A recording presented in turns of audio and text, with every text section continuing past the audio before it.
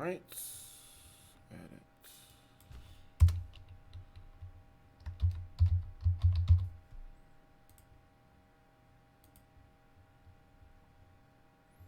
Good morning, everyone. I didn't think that I was going to be streaming this today, but I was like, whatever. Let's just go ahead and stream it today. I woke up in the morning. I was like, oh, Summer Games Fest. Let's it's pretty early my time though. It's at 8 o'clock. So I'm still getting everything set up. But I thought let's just go live a little bit beforehand, just so we can talk about stuff, see what happens. So I don't know the reveal, but it's gonna be at the top of the hour. So mods, just so when people come in and say, when's the reveal? It's at the top of the hour. Apparently, there's going to be a live stream on the YouTube channel.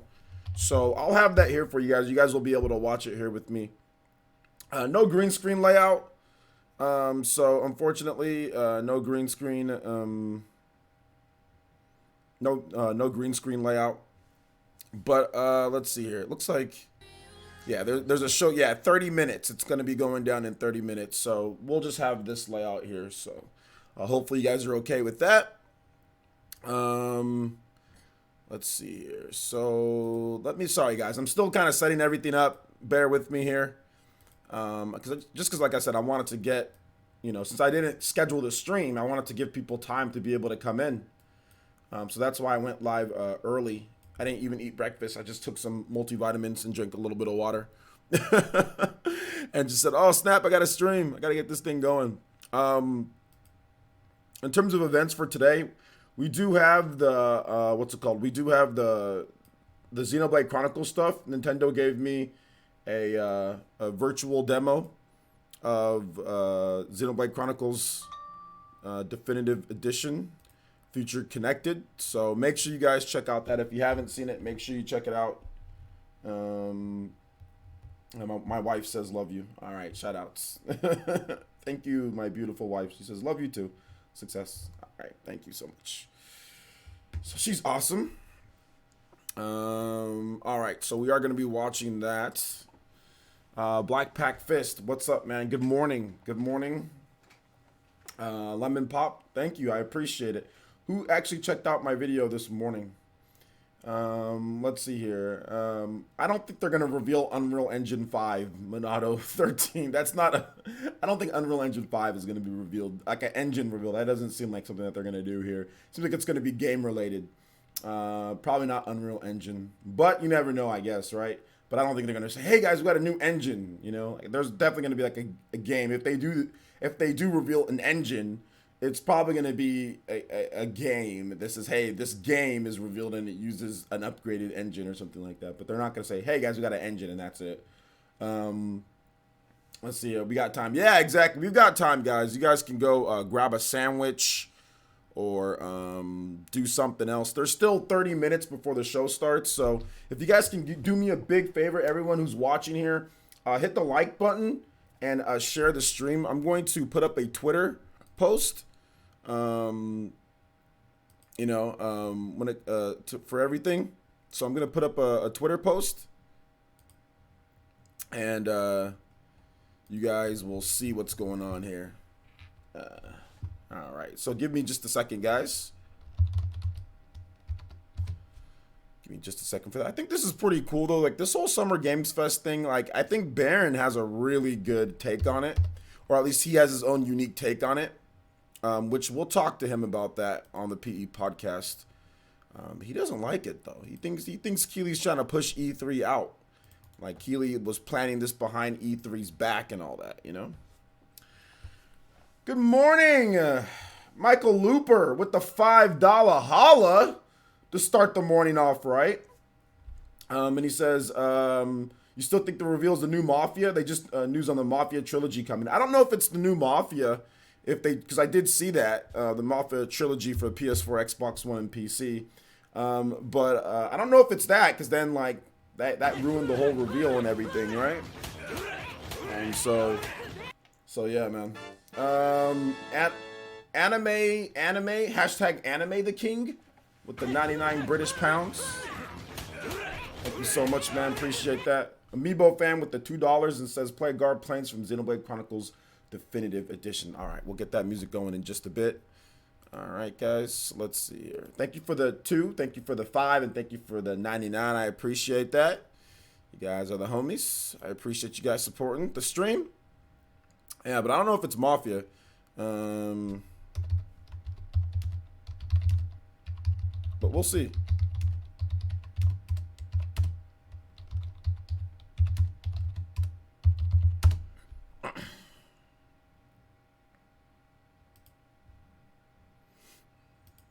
So we will see on that one. All right, so let's get this music going here.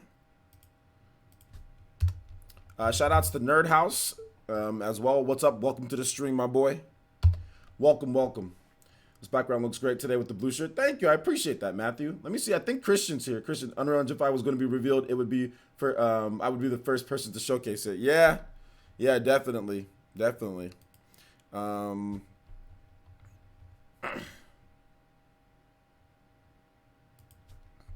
right, let's see here. We've got what's the music you want to Guard Planes? Guard Planes. Xenoblade.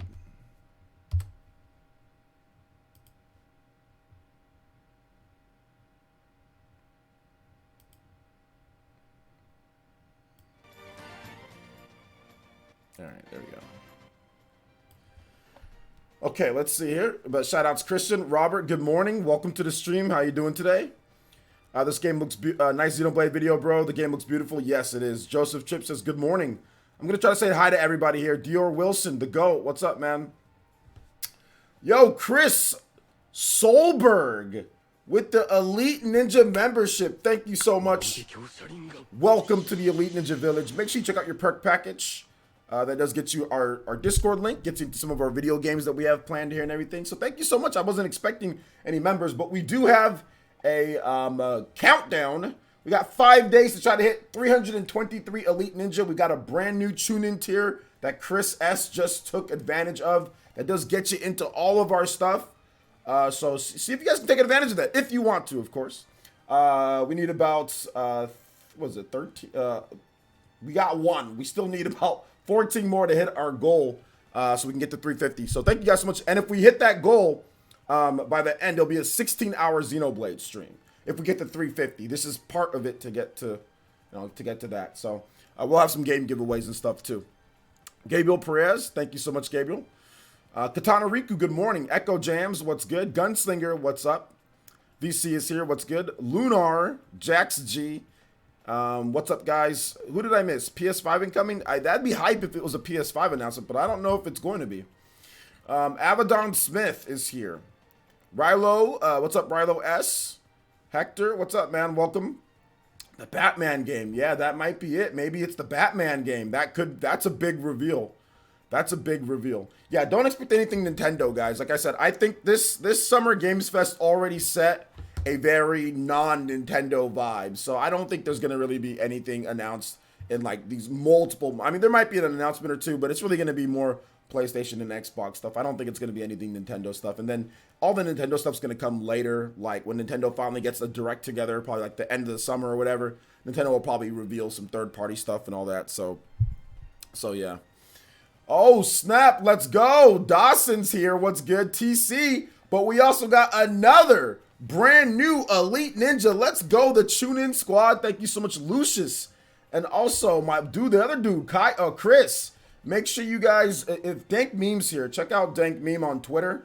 Just type in !Dank so one of the mods can do that. You guys link up with him so I can get you guys his friend codes.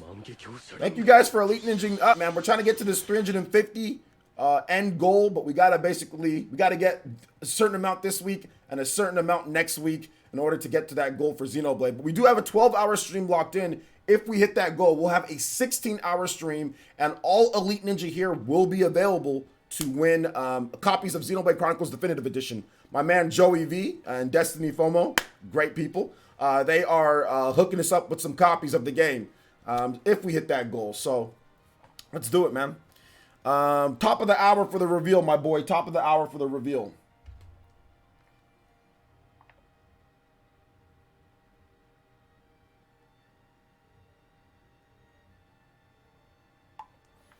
Top of the hour. I did see the players and the gameplay is definitely on point. You can tell Nintendo. I think Monolith Soft is serving us quality. Absolutely, the game is extremely quality.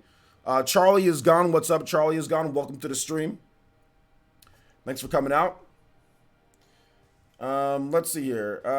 Just say top of the hour. Top of the hour, my boys. Top of the hour for the reveal. When you're gonna add Le'Veon Bell to the show, talk some football and Super Smash Bros. I need to get him on for the show. I think that'd be pretty cool. I don't have contacts with him, but I definitely want to talk some football and some Smash with Le'Veon Bell if I can get the opportunity. That'd be pretty cool. He's a good Mega Man player. Let's see here. Dior Wilson, what's up, man? Welcome. Shout outs. Thank you guys so much to the new members. As you can see, our bar's filling up here a little bit. So yesterday we didn't get any. So shout outs to the people who are supporting with the Elite Ninja memberships. Lucius, thank you so much. Lucius Augustus, I appreciate that. Chris, appreciate y'all. Getting closer there, getting closer. Let's do this. Let's do it. Let's see here. Clue for Prez, what's good? Mobile at work. Okay, shout outs. Wayne Hudson, what's up, man? Good to see you, Wayne. How you doing today? Bevan Mario, what's good, Bevan Mario? Welcome to the stream. The Sony Pony thread of Animal Crossing Horizons haters. Oh yeah, man, it's gonna be great. I'm gonna make a little video on it. We should have a little bit of fun. Maybe I'll do a live stream and a video. Let's see. Gunmetal Otaku, what's up, man?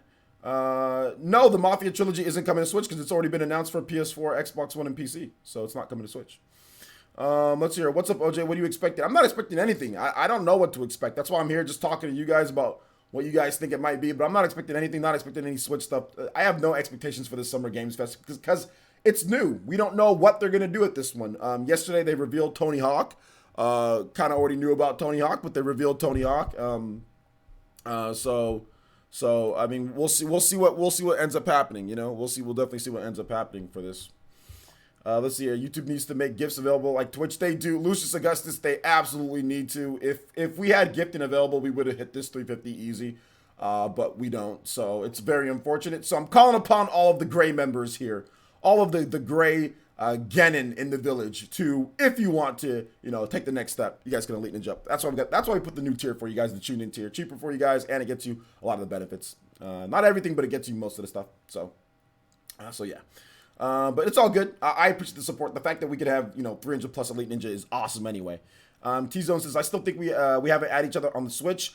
T-Zone, if you wait a minute, tag Dank and get him your friend code, and I'll get you in T-Zone. Ethan Bushlack, my boy, Ethan Bushlack with the Elite Ninja membership. Let's go. Thank you so much, Ethan Bushlack, my boy.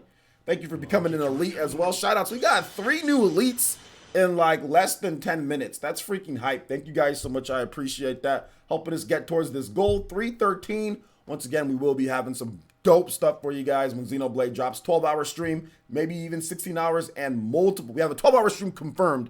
16 hours if we hit the 350. So pretty cool.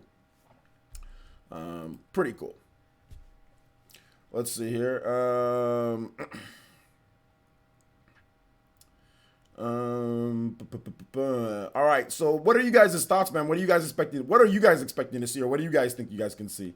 Yo, shout outs Lunar. G5, yo, what's up, G5? Welcome to the stream, my boy. Good to see the pure eyes in here. 2 years, 1 month. Kevin Davenport, welcome to the stream, my boy. Thank you so much for subscribing. Appreciate that. Making up my hand signs here. Appreciate that. Hopefully you guys enjoyed that Xeno. I put a little bit of Xeno love there. That's what we kind of kept that one. So we'll have that. I'm thinking about like every month, pretty much just changing up whatever this is, like when people subscribe, like what the icon, like what it is, So that I like that. I like that sound. It looks cool. I'm expecting a tweet on Twitter. That's it. I'm expecting a tweet on Twitter. That's it. Well, it's a live stream. What is this stream for? It's called the Summer Games Fest. It's for new game announcements. So yesterday was Tony Hawk 1 and 2. Now we have apparently a big new game announcement today. Nova 4, what's up, man? Nova 4, welcome to the stream. How's it going? Joshua D. Oliveira with the subscription. Thank you so much. Welcome to the Elite Ninja Village, my boy. Welcome, Genin.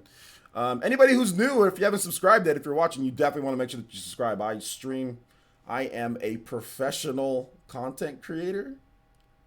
Quotes, no quotes. I'm a content creator. I create content all the time. Stream all the time. Edit videos all the time. I'm always editing and streaming and doing stuff. Let's see here. Gabriel Perez is Horizon Zero Dawn 2. Okay, Horizon Zero Dawn 2. All right. They'll live stream Jeff Keighley writing a tweet out and hitting the post.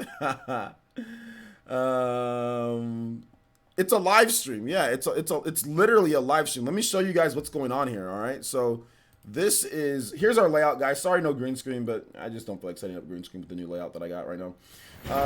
So it's essentially, you know, this is the thing that they're waiting. It's a live stream. They're counting it down now. I need to add. Sorry, guys. I have a little bit of an issue here. So I'm glad that that I actually moved over to this format, because when I was redoing everything, something kind of jacked up here, and it didn't add my camera. So let me just go ahead and let me add the camera right now. So there we go. So we can. So that wouldn't have been good if the camera wasn't there, right? We need the camera. So. All right. Hey, it's all good. We can do this as we roll. Here we go. Hey, that's much better. All right, there we go. So, all right. So that will be the layout for it, guys. So you'll have the comments. You'll have it'll be good enough. It's gonna be Mother 3. Yeah, Mother 3. Surprise smash announcement? Absolutely not. Who cut my hair? My barber cut my hair in his garage. TBI, what's up, TBI? Welcome to the stream. Yeah, he cut my hair in his garage. I just said, hey man, I really need a haircut, dude. Like, I'm on camera every single day. I can't be rolling around with this, you know, with this hair that I got. You know, the sides were higher than the top. I mean, it was just, I needed a fade, man. So yeah. So he's like, hey man, that's cool. Just come over to my house. I'll give you a haircut. So that's what I did. I drove freaking 25-30 minutes to his house across town just so I can get a haircut. But I needed to do it. Let's see here. What's up, Digital? Welcome to the stream. Jose says Batman. Yeah, a lot of people are saying maybe Batman. Shadow King 1982 says, what's up, man? Ataki, what's up, Ataki? Welcome to the stream. Echo Jams. Hey, what's up, Echo Jams? Welcome. Minato Mario, what's good, man? Frank R says, this backdrop is freaking lit. Thank you. I'm glad that you guys like the backdrop. I think it looks a lot better than seeing my whole room in a bunch of brown carpet and then like all the games in the back, you know? And we got some stuff that's a little bit closer, you know, we got the nice sound. So, shout outs to Jonathan B with the $2, and he says, how about a little peaceful days to start the day? All right, sounds good to me. Let's go ahead and get some peaceful days going here. Shout outs to Jonathan B. Peaceful Days from Chrono Trigger. Great game, by the way, if you don't know.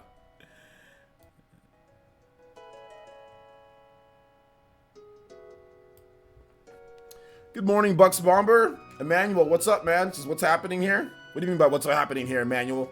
We're having a live stream. Hey, Jesse Patton. Or is it Patton? Patton, what's up? Welcome. What's up, Frank R? But good to see you here. Shout outs to the round table. Watch it be Fortnite 2. I bet you'd like that, wouldn't it? I don't think they need to make Fortnite 2 though. What's the point of making Fortnite 2? Kuaram, hey, what's up, Elite Ninja Kuaram? Wolfman, what's up, man? Welcome. I did all this recently. I set up the stream on Sunday. I think I got my haircut on Monday. So I got my haircut. Did I get my haircut on Monday? I got my haircut on Monday, or was it Tuesday? No, it was Monday. And then I set all this up on Sunday. Let's see here. How long does it take to connect my membership? I have my YouTube connected. Discord, it should be automatically, right? Yeah, I don't know how long it takes, though. I'm not exactly sure, Lucius. Thank you, Bucks. I appreciate that. Thank you. Avedon, man. Thank you. I appreciate the compliments. Alonzo Vines, the Jonin. What's up, man? Welcome. They already made Fortnite 2. It's Chapter 2, basically. That's what I'm saying. Like, there's no point, you know? Harge Fries, my boy, Harge Fries. Welcome to the stream, man. How you doing? Welcome, welcome. How you doing today, man? ABH. Oh, snap. Andre Wine with the Toby Blaster. Let's go with the 15. Becoming the top stream ninja. I actually didn't put up the stream ninja, and I think he wants me to do something stupid like do Buck Bumble. I think he wants me to do something stupid like do Buck Bumble before the stream starts. All right, we gotta hurry it up though because the what's it called one is starting. So we're gonna dance a little bit here, boys. For those who are new, we have a thing called Toby Blaster. We have a meme on this channel about this game called Buck Bumble, and it all started a couple years ago. You see. And it ended up in me basically, whenever somebody does a certain amount dollar donation, that I will do a stupid dance for you guys. That's called Buck Bumble. The Buck Bumble. So we're going to do that. It seems like Andre's requesting that. So thank you, Andre, for the 15, becoming the top stream into the stream Hokage. So I appreciate you. And he says, they announced a Buck Bumble remake. Oh, wait, no, he doesn't want me to do a Buck Bumble. They announced a Buck Bumble remake in the all in biggity Buck Bumble engine, which is 50 gazillion times better than Xenoblade and the RE engine combined. The engine is so powerful, it's too hard for even the Xbox or PlayStation 5 to run, and only Switch can run. Okay, so I don't think he wants me to. He just decided that he was gonna put that whole wall of text. Shout outs, dude. Yeah, I agree, Andre. I agree with whatever you said. I agree with it. I agree with it. Let's see here. Thanks, John. I appreciate that. Only Switch can run it. We've got T-minus 10 minutes before the show starts, so this should be exciting. For PlayStation and Xbox fans, because that's what I don't think, like I said, I have PlayStation and Xbox, so if it's something hyped, then I'm definitely gonna get excited for it. But we'll see what it ends up being. But thank you for the $15 donation. I appreciate that. That took Hawk's look super. Hold up. That took Hawk look. That took Hawk. Took Hawk. Looks super dope, bro. Can't wait. Hope. Oh, I think you meant Tony Hawk. Tony Hawk. Okay.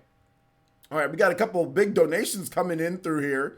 Shout outs to Kitsune84 with the 21.99. I think is it pounds or euros? One of those two. He says, I hope there's something for the Switch. It's been left out lately. Nah, I don't think there's going to be anything for the Switch, guys. I've been telling you guys that this seems like a PlayStation and Xbox type of deal.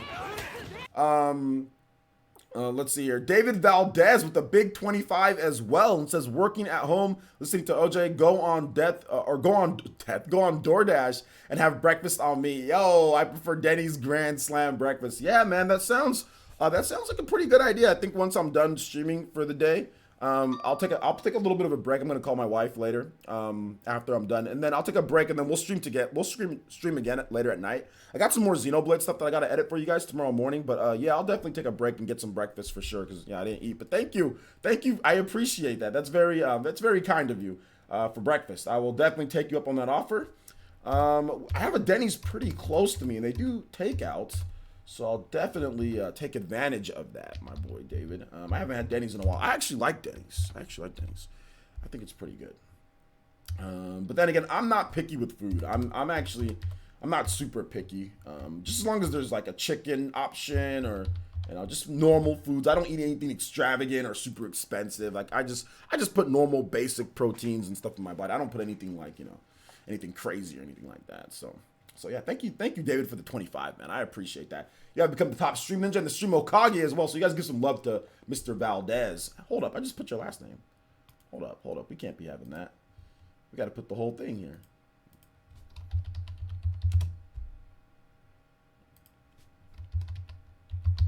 All right, shout outs. Thank you, man. Do we want you to, LOL, OJ, we do want you to play Buck Bumble. I just ran out of character space on Streamlabs, bruh. All right, here's what we're going to do. We're going to play this Buck Bumble just for a bit. But what we're going to do, because like it's so close, because that song lasts a couple minutes. I still want to get people's thoughts before it. So how about this, Andre? We're going to go ahead and bank that Buck Bumble. And as soon as the show ends, we'll get that Buck Bumble. And if you want me to play it later, you can bank it for like tonight stream or whenever you want, okay? How about that? Because it's about to start. And everyone's just going to be spamming Bumbles. And I want to get more of you guys' thoughts beforehand. So I will do the Buck Bumble right after the stream starts, right after the stream ends in terms of the announcement. It shouldn't be too long of an announcement or anything like that, all right? It shouldn't be too long. So if it's like yesterday's, guys, remember, retweet my tweet. If you're on Twitter, make sure you give us a follow on Twitter. Stay up to date on all this gaming news and when we go live, all that good stuff. Make sure you click the bell notifications, all that good stuff too. There's my tweet on the matter, so you guys check that out.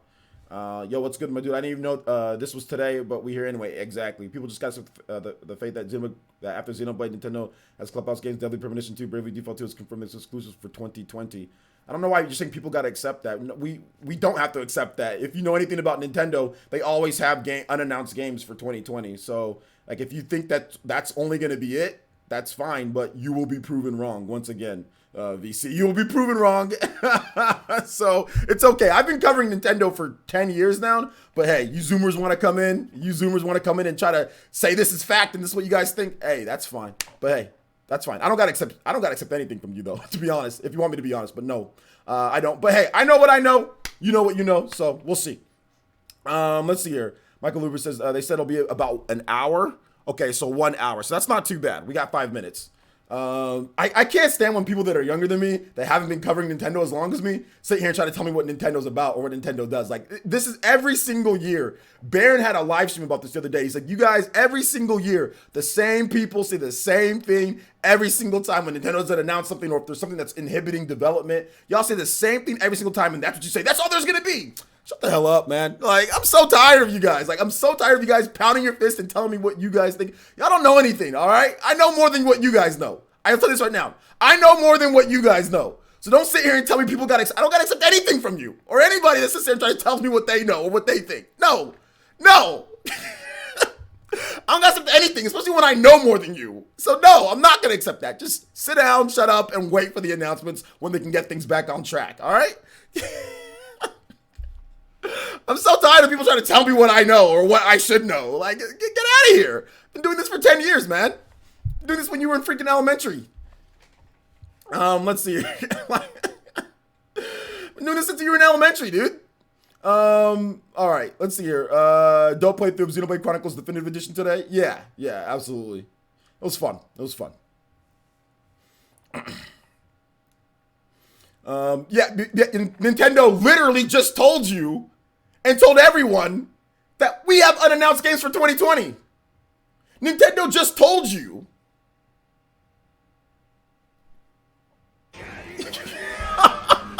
Bahamut with the California Smash! Thank you so much, Bahamut, with the $30. And he says, like the setup, you got to keep the good work, my boy. Absolutely. Thank you so much for the 30, becoming the top stream ninja. I appreciate that, Bahamut. I appreciate that. But you know what? Let's not listen, Bahamut. Thank you for the 30. Let's not listen to Shuntaro Furukawa, the freaking president of Nintendo. Let's not listen to him. Let's listen to 25-year-old VC that just started covering Nintendo last year. Let's do that. Let's not listen to the president of Nintendo. Let's listen to VC. Let's accept what VC has to say. All right? Let's just do that.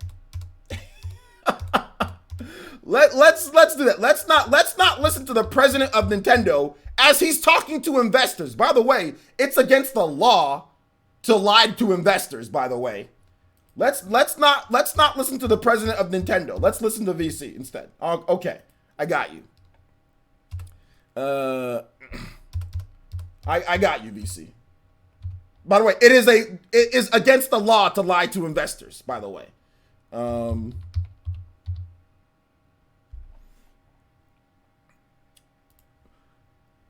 Let's see here. I hope Super Mario Collection. Yeah, that's coming. Probably. Bruh, you've been doing this since I was in elementary. I have. 10 years. OJ, keeping it real. That's why I follow. Yo, thanks, Steven. I appreciate that. OJ bad because he old and don't have long to go. Sucks. Can't build in Fortnite. Isn't 6 foot, likes Bug Bubble. Those are all the reasons why I'm mad. All the reasons why I'm mad. I'm not 6 foot. That's fine. I can't build in Fortnite. Those are the reasons why I'm mad.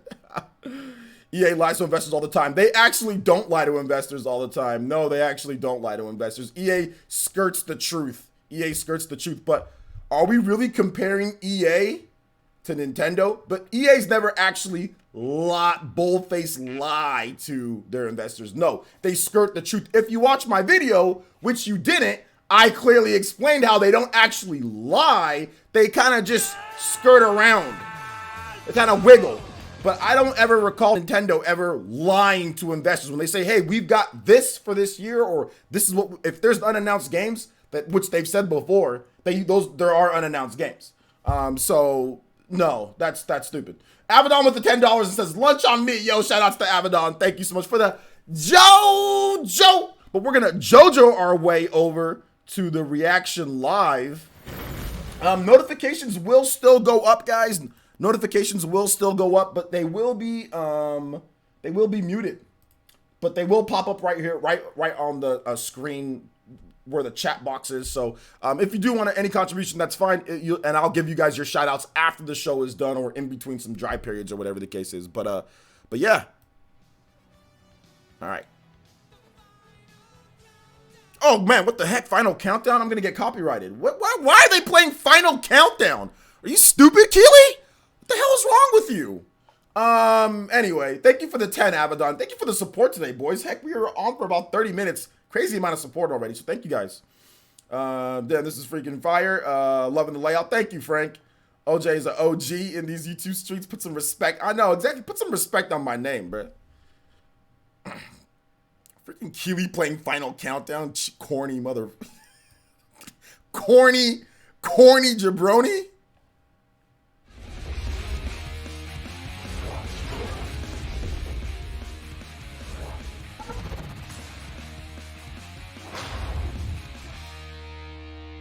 Oh, epic.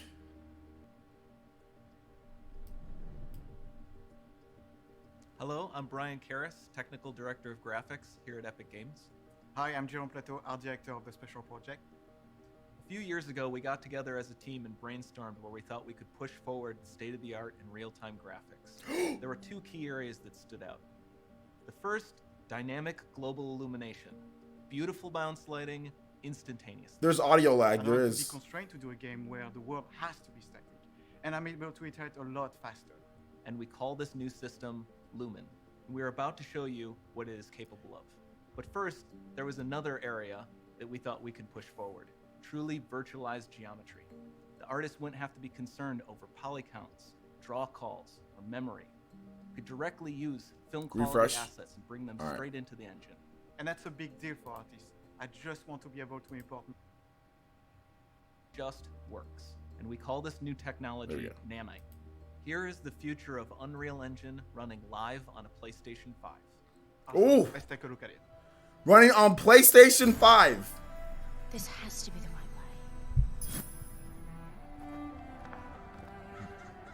Jason with the membership. Unreal Engine on PlayStation 5.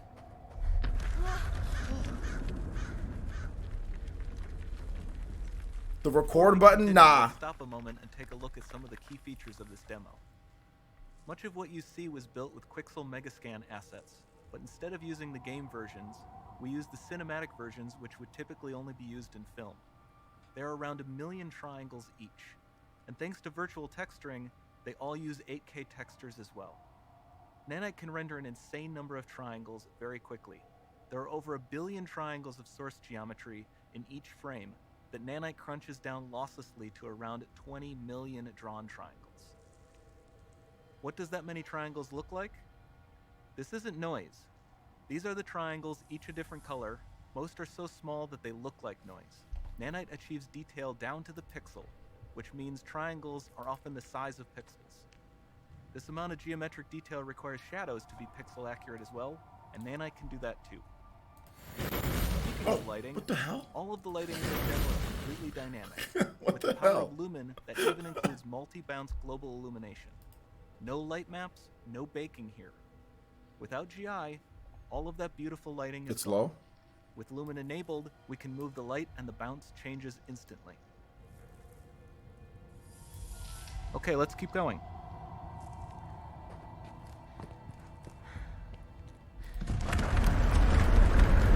This is kind of boring. Like, it's just tech talk. We've made some great additions to our audio system as well. Convolution Reverb allows us to measure reverberation characteristics of real spaces, like actual caves that we sampled, and reproduce them in virtual spaces. Soundfield rendering allows us to record and play back spatialized audio.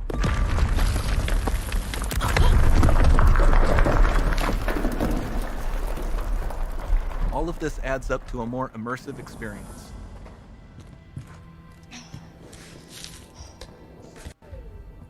Why is this thing still here? Why is, like, this bar? Okay, there we go.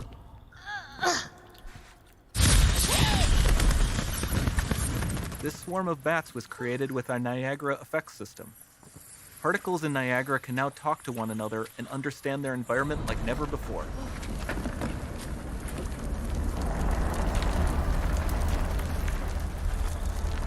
We've also added a ton of new functionality to run fluid simulations like you see in the water below.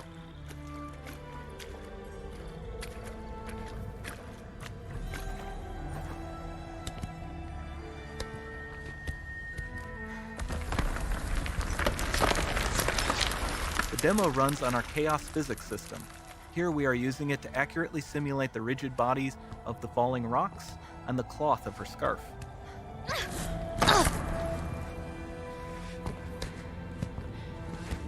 I mean, it's just, I mean, like, tech talk is cool, but it's just like, it's not a game. This is the tech demo. Unless this is a real game that's going to be released, but, like, tech demos are cool, but it's like, I just want to see. Now that the environment is so complex, we've needed to greatly improve our animation systems to adapt. We've added predictive foot placement and motion warping, which dynamically modifies IK and body position to look more natural. For the character to more realistically interact with the environment, we've added the ability to trigger seamless contextual animation events, like her hand on the door. Sounds promising. More gameplay? Dynamic GI is amazing, not just for speeding up iteration, but also for its impact on gameplay. Nice. Any light source can move while still having beautiful bounce lighting. Dynamic illumination means specular as well, which you can see on all the metal surfaces. You can even see the Niagara-powered bugs reacting to the light. Lumen not only reacts to moving light sources, but also changes in geometry. But it's not an actual game, though. It's not like an actual, it's just running on PS5, which is cool, but it's not an, is it an actual game that we're Remember going we to mentioned play? high poly assets? This statue was imported directly from ZBrush and is more than 33 million triangles. No baking of normal maps, no authored LODs.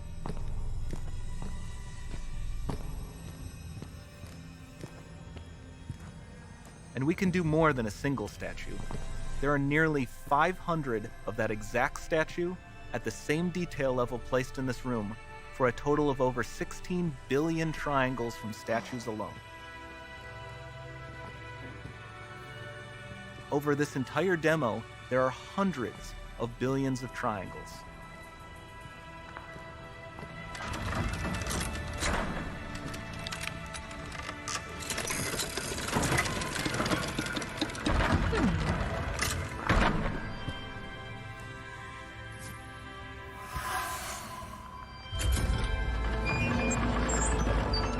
So with Nanite, you have limitless geometry, and with Lumen, you have fully dynamic lighting and global illumination, all running on a PlayStation 5. Did Sony, like, really pay them to just talk about this for PlayStation 5? Did they really do that right now? Like, because it's an engine. Why is anything related to PS5 the most boring thing I've ever seen? I mean, like, I get it's cool, but it's a tech demo at the end of the day, like, which is cool. I mean, it's dope that it's running on PS5, but hopefully this is a game. And this doesn't need to be constrained to small rooms. It can stretch all the way to the horizon. To the horizon? Horizon Zero Dawn? It's open. Don't fail me now. Horizon Zero Dawn?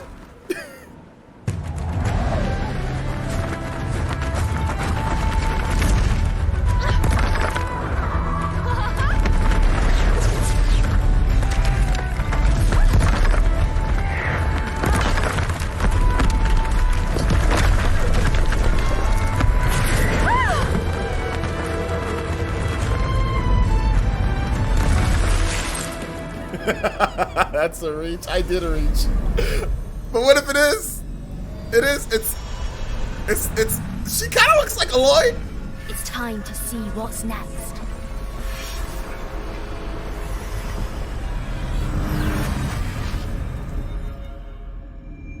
Nah, it's not. It's not Horizon Zero Dawn. Triangle Zero Dawn too.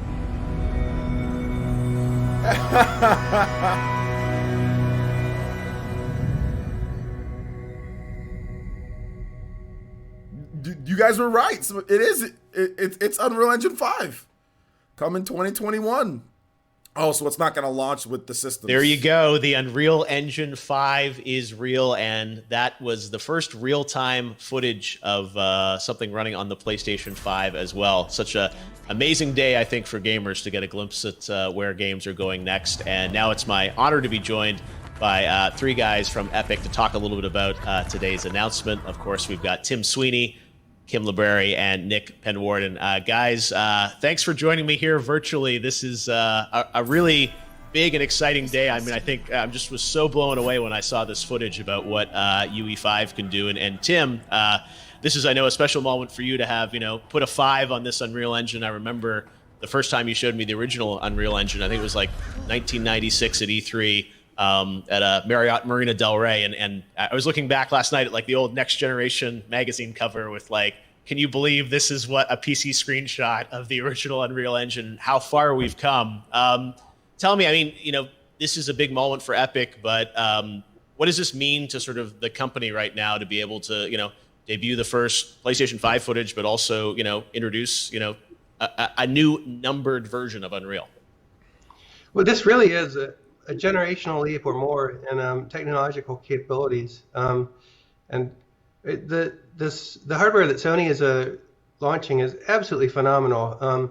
Not only an unprecedented amount of graphics power, but also a completely new storage architecture that blows past architectures out of the water, and is far ahead of even the state of the art and the highest end PCs you can buy. And so, with Unreal Engine 5, we set out to build a new generation of technology that empowers creators to create photorealistic scenes that are indistinguishable from reality, and to do so with a very high degree of productivity. Right? I mean, there are two problems in game development. Right? One is the features needed to achieve complete realism, but the other big problem is just the cost and time it takes for an artist to create a major new piece of content for a next generation game.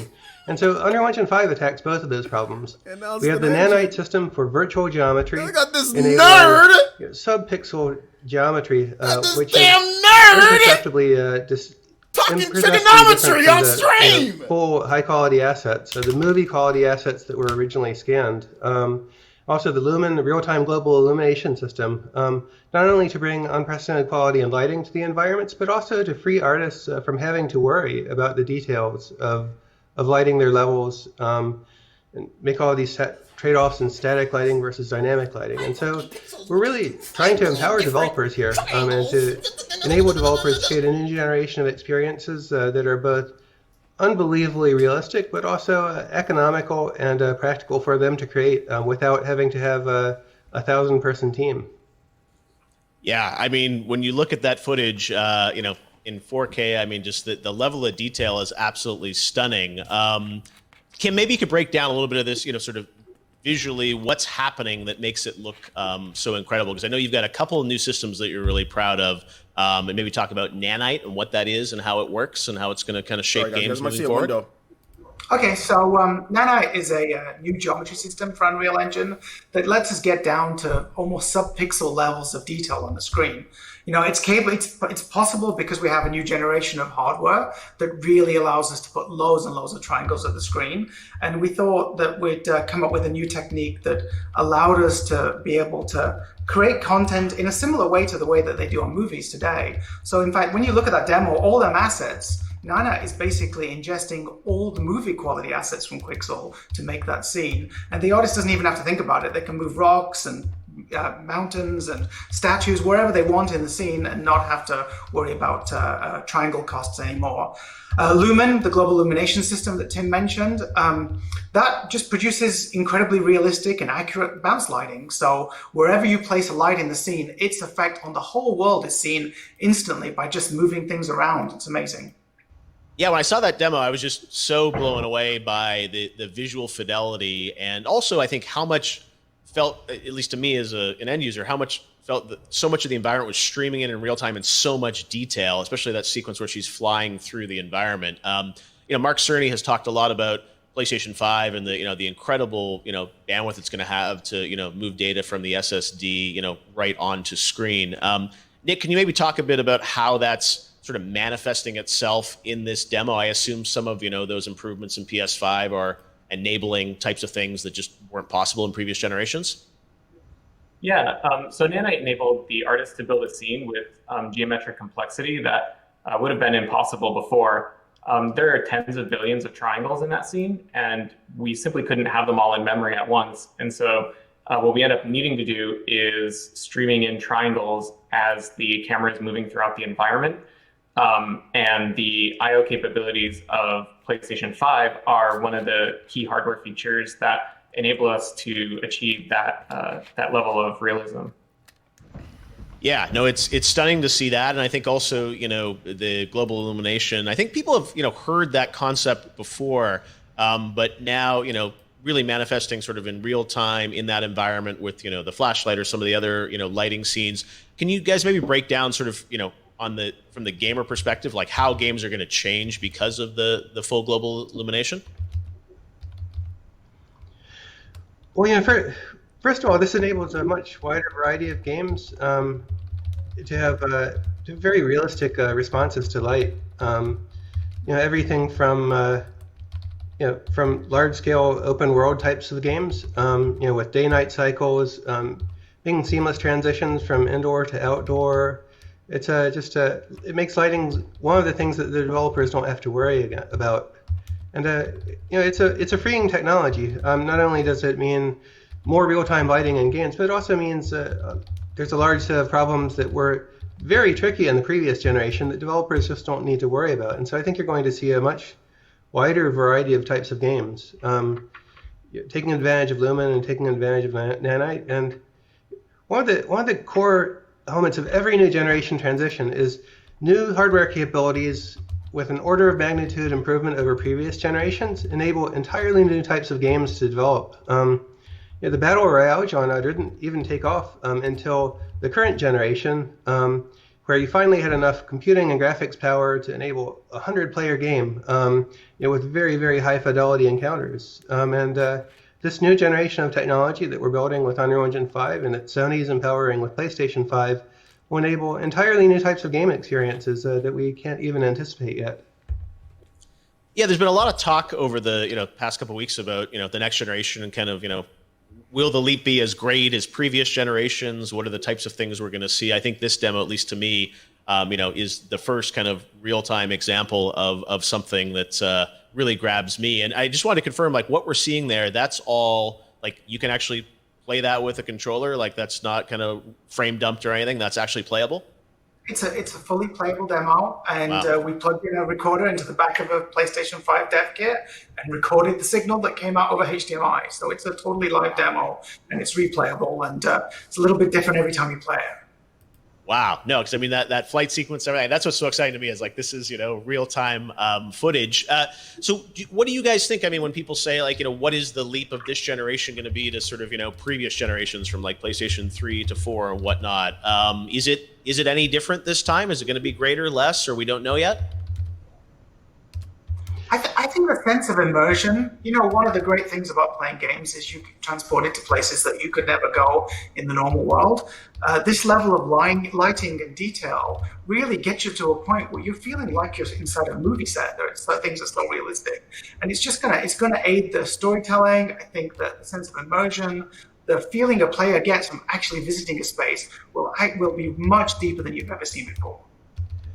And the ability of the hardware and the engine to stream in massive amounts of content as you're going through a huge environment, I think that's going to have a much bigger impact on gaming than people are expecting right now. Until this next generation of hardware, previous generation console games had to be built to load data off of a spinning mechanical device, right? That has its roots in the 1950s, and now. Sony's storage system is absolutely world class. This is a paid advertisement not only for the Sony. best in class in console, No, but also This is the best on this any is a platform, paid advertisement for better than Sony. high-end PC. I think Because this is going to enable the types of immersion that we This is a everyone paid kind of dreamed advertisement of in for the Sony. past. The world of loading screens is over, and the days Because of they keep on just mentioning Sony. of, What about hop Xbox? in and Xbox is going to run geometry Unreal popping Engine up as you're 5. They going keep through on these game mentioning Sony environments only. are ended, and It's a paid the resulting advertisement. effect You is can't sit here the and tell me that ability it's to build not. games that are fully immersive from start They paid to them finish for this. over hundreds of hours of gameplay. They only That's mentioned your game. Sony. Yeah, no, incredible what I think this is going to enable. We've talked a lot about PS5. We know obviously Unreal Engine runs kind of across all platforms, including mobile and PC and Xbox, of course. What's your take on like what you're showing here? How is that going to scale to to other systems like this demo we're seeing? Let's Is talk that, about that. Will Let's that talk run about on the Xbox Series X? Will it run on PC? How will it be different? Can you guys give us some context on that? Well, I mean, Unreal Engine 5 is going to run across all of our supported platforms, next generation console, current generation consoles, as well as mobile devices. One of the key features that we've been working on is being able to build content once and deploy it across devices.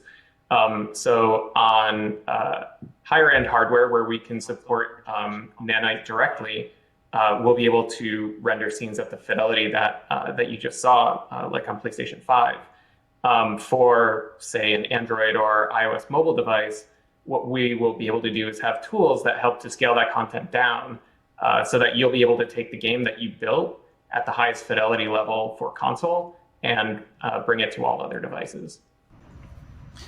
Tim, do you have a sense between like sort of all the like Xbox, PlayStation, all these other systems, like sort of they've made somewhat different choices, also some similar ones, obviously with SSDs in both. Do you have a sense of how they're going to sort of compare in terms of power, or how you look at sort of like the overall landscape?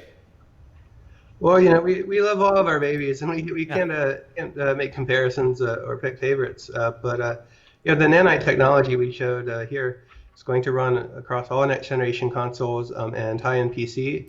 And most importantly, this is what's possible in the absolute best hardware that's going to exist at the end of the year. But these experiences you build, we will help developers scale down to every device that exists in the world. And we really hope to empower all developers to do what we've done with Fortnite in this generation, which is build an absolutely no sacrifices high-end console game, and then bring it to every device, including scaling it down to iOS and Android devices from years ago, so that we can reach a much larger audience of gamers than just the hardcore some 200 million console players in the world.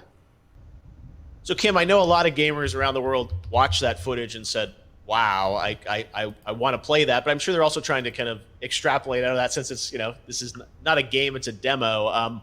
How their games are going to feel different in the next generation. And one of the things that I really took away from it was that flight sequence at the end, which was just incredible, and with the sort of the rubble coming down and things moving. Could you maybe talk about sort of how the game experience might change with UE5? Sure, it's going to look, visually more beautiful, but how is it going to play different? You don't know what the hell you're talking about, bro. So traditionally on this current generation, if you wanted to make bro, you have no idea what you're talking about. The way that people do that is they bake lighting into the environment. Half a second. The problem with that means the environment is not dynamic. You can't move things around. You can't incorporate user-generated content because you don't know what it is prior to shipping your game. But with this technology, with the Lumen technology and Nanite, it means that worlds can be super rich and super dynamic. So not just destructible components, but mutating components and things that change beyond the release of the game. Every day, an environment could have grown and changed, and that can all be calculated live.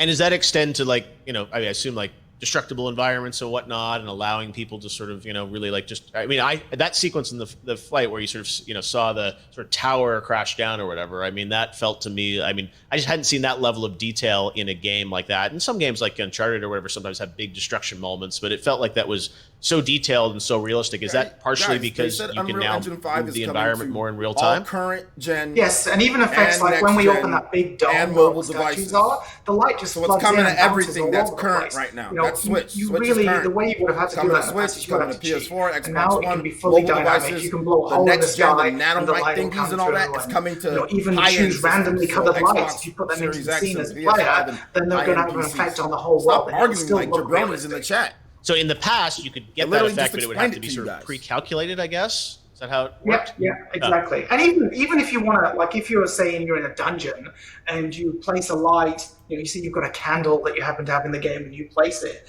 that will bounce around corners. So you can explore with limited light sources. And the old-fashioned gag of having a flashlight beam isn't what you need anymore. You can actually use light in really interesting ways. Yeah, and even beyond games, Unreal Engine has been applied to so many amazing aspects of entertainment. Of course, I think everyone knows The Mandalorian, how that used Unreal Engine, and there's the Weather Channel. I mean, there's so many other uses of UE. Can you guys talk about how sort of UE 5 is going to kind of tie into those experiences? And I think I assume you see this convergence of kind of everything coming together through an engine like Unreal in terms of just realizing entertainment. How will UE5 sort of be used in those fields, or how will that change the pipeline for non-game experiences too?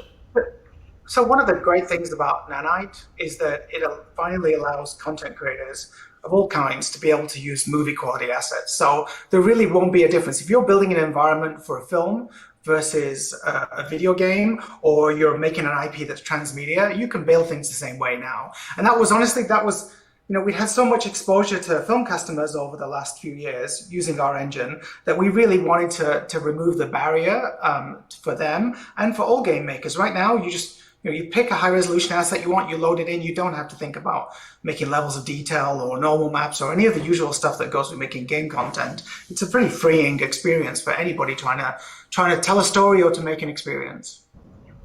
That's amazing. So, in the eyes of a consumer, like, you'll see an asset that's in, a movie, and that they literally can drag that over to the game now. Whereas I guess in the past they would have to sort of, reduce down the polygons and kind of scale it down for a game engine. All the tech talk. Yeah, and in fact, actually, Quixel, that's also part of Epic. Their assets, they come when you take an asset from the Quixel store. There is a movie quality version that would be used in movies. If y'all want to watch this crap, y'all can watch it. But I'm not sitting through all this. I'm sorry, I'm not sitting through all this nonsense. And they also have. I'm not. And people in the chat. It's not just me. Look, the people in the chat here. Did somebody really donate $69 to the Game Awards? What a CK! Goodness gracious. Anyway. Look, people talk about show the games. Look, it's not just me. So people say, yo, gamers are so fickle. No, they're sitting here, they're saying the same thing too. Show the games. Boring. Show the game. Gameplay. Show the games. So it's not just me. Anyway, I'm sorry. If y'all want to watch it, the link, just look up the Game Awards boring trigonometry, and you'll find it there. Like, no, Unreal Engine 5 is dope. Don't get me wrong. Like, it's super dope. It's gonna make games look super cool. Like, Final Fantasy VII Remake Part 2 is gonna be super dope. Like, don't get me wrong. It's gonna be cool, but I'm not a developer. Like, it gets, like, Christian super excited. It gets people excited about the future. That's great, but I'm a gamer that wants to talk about games. That's cool. Like, Tech Talk is cool. Tech Talk is great. But I'm not a Tech Talk channel. Like, Spawnwave's gonna have Tech Talk. People love that type of crap. That's fine. But I want to talk about games. I want to talk about games that we're gonna be playing. Oh snap! I messed up. Sorry. This thing's going kind of haywire. It's really sensitive right now. Anyway, that was my Halloween setup that I had. I want to talk about games. I don't want to talk about how many triangles are on a screen. Like, we're going back to the bit wars now. Like, we're triangle wars. Like, that's cool. Like, it's dope and it's cool, but I think gamers want to talk about games. Like, that's really what it comes down to at the end of the day, is like, we want to talk about games. We don't want to talk about, engines. But yeah, you guys can check it out. If you want to watch the rest of it, like I said, just open up another tab, look up Game Awards. It's still live. You guys can watch it there. We're gonna get you guys' reactions. Don't go anywhere. Let's get you guys' reactions. Let's actually talk about some games. What games you guys think take advantage of this? How you guys think the tech is gonna look? Let's actually talk about some games that would be cool with this. So I guess Fortnite is coming to Unreal Engine next year. So they're gonna do all the updates for Unreal Engine 5. That's pretty cool. Final Fantasy VII Remake Part 2. That's probably gonna be using Unreal Engine 5. Also, what else could we be seeing here? Bandai Namco games too. Bandai Namco games, like the next generation of Dragon Ball Z, the next generation like Xenoverse, stuff like that. That's gonna be Unreal Engine. So pretty good stuff there. I think it'd be pretty cool. Kingdom Hearts. Yeah, I don't like Kingdom Hearts, but yeah, Kingdom Hearts. In terms of things, it's gonna look great. Like, it's going to be really cool. for that. Let me get some donations off here. Jason Bradbury with the member. Thank you so much, Jason Bradbury, for becoming an Elite Ninja. I do appreciate that. We're at 314 Elite Ninja. Thank you guys so much. If you want to sponsor the channel and you want to get in on our exclusive gameplay that we do have, Mario Kart, Super Smash Brothers, and more, definitely join in on that brand new tune-in tier that we got for you guys. So thank you guys for sponsoring. Thank you guys for supporting the live stream. Let's see. Next up, we've got Rudel Doodle with the subscription. Thank you so much, Rudel. Juice Man Vom with the $2 says, through super says, look at these dorks. Ethan R says, Fortnite on Unreal Engine 5. Wow! Yeah, pretty crazy. Pretty crazy. Let's see here. Unreal Engine being more scalable means we can get games on the Switch more often. Unreal Engine 4 games always come to the Switch though. Like, so I don't know if that means we get it more any more so than we're already getting it now though, because there's already a number of Unreal Engine 4 games. Unreal Engine, especially Unreal Engine 4, has always been very scalable. It's always been something that's super scalable to where you can scale it across multiple devices, all the way down to mobile and everything like that. So it's always been that way with Unreal Engine, you know. So Unreal Engine 5 obviously isn't going to be any different. You're going to be able to scale it, you know. Let's see. For starters, I think Final Fantasy VII Remake Part 2 will benefit immensely out of this. Yeah, it should, just like it benefited from Unreal Engine 4. I rate the Summer Games Fest a triangle out of 10.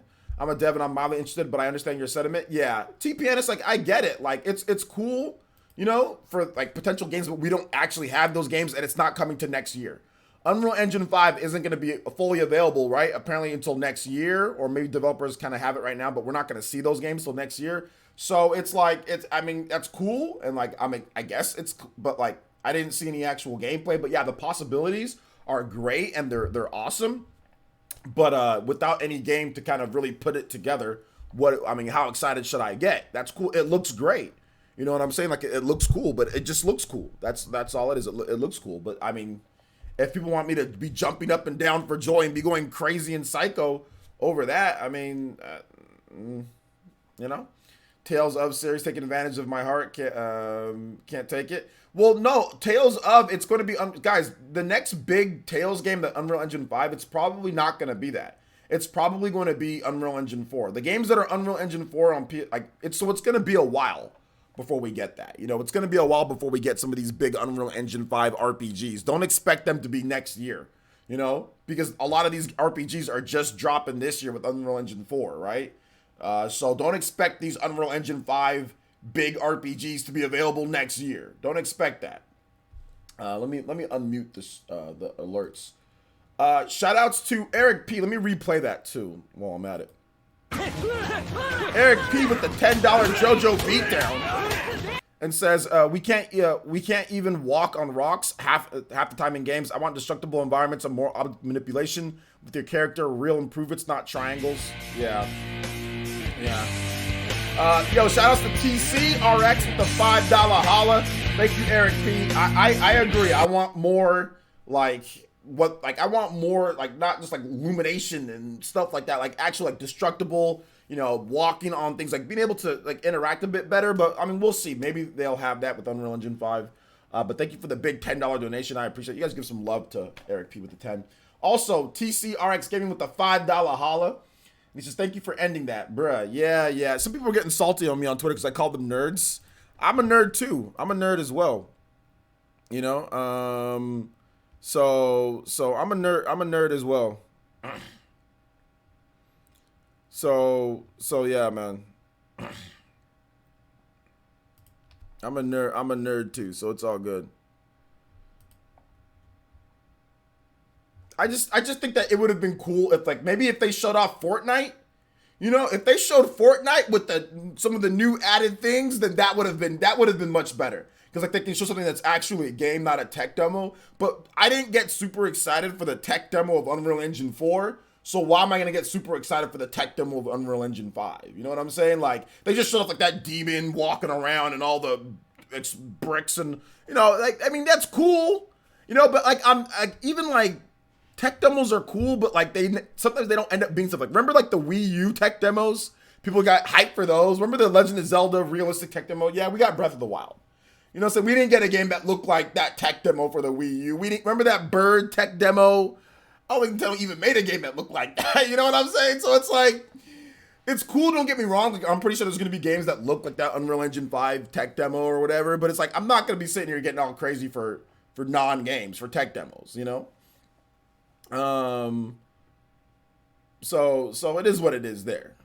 Don't get me wrong, this information is cool, but I'm getting tired of the hyped up tech talks along with trailers with no gameplay. I have good patience, but come on, I mean, it's like I said, it's cool. It's really cool. But it is what it is, you know.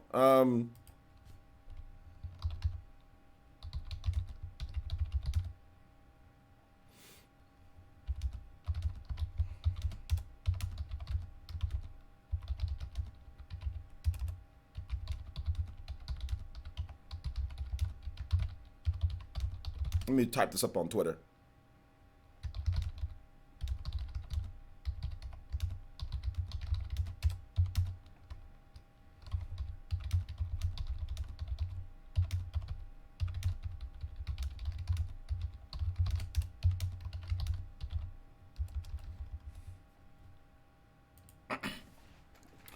Let's see here. So I guess we won't see Unreal Engine 5 games until late 2021. Yeah, at the earliest. I think Fortnite's going to be the first one at the earliest. It's going to be 2021 for some of this stuff. Yeah. Let's see here. Would have been cool to show some Unreal Engine 5 tech demos footage of games in development. Unreal Engine 5 doesn't have to be long or anything, but still. Yeah, I just don't think that they had anything ready for that, you know? So, developers don't even change versions of Unreal Engine 4 mid-development, and you can expect to move to Unreal Engine 5. Yeah, I'm not expecting that, Max. Yeah, I'm definitely not expecting that. Jason Brandy Berry. I think I said Bradbury. No, it's Brandy Berry. Yo, Jason, thank you so much for becoming a new member, man. I appreciate that, really helping us out here at that 314. We're only 9 away from our goal of 323 for the week. So if we get that, we will get a bonus stream for you guys. So shout outs. Thank you guys so much for the support today. Thank you so much, Jason, for that. Seriously though, why every reveal for next gen this year has got to be either boring, terrible, and both? Like, good lord, the next gen will be awesome. This next gen will be awesome, but the reveals don't help. Yeah. Big Milo says, "Yo, players, that was whack. Just check the reveal." Yeah. I mean, for gamers, it's not necessarily too exciting, but for a lot of other people, like developers and stuff like that, it's pretty cool. I mean, obviously, for people that are into tech, it's cool. Like, I know, like, John's gonna be all over this, you know, with all the different, like, Illumination and global ray tracing and all this stuff like that. Yeah, it would be better to have some games and less tech talk. Yeah, exactly. For me, I'm less about the tech talk, more about the games. I should be able to get my hands on Unreal Engine before the games for UE5 come out. Yeah, Christian, I can't wait to see what you do, you know, like with the rendering and stuff like that. Like that's like your hobby. That's what you do. You know, you put together that for like fun, and that's great. And like, you know, I'm excited for that. But, you know, like when I thought big reveal, I was thinking like big game reveal. I wasn't thinking engine, but some of you guys did say like it's going to be engine. But like, you know, it obviously was like a paid Sony advertisement. You know what I'm saying? Like, it obviously was a paid Sony advertisement. You know what I'm saying? Like, it seemed to me that way because they just kept on saying PS5, running on the PS5. So it seemed like Sony and Epic worked together to get that. I mean, it just seemed like they definitely, it was a paid advertisement. It was definitely a paid advertisement. So,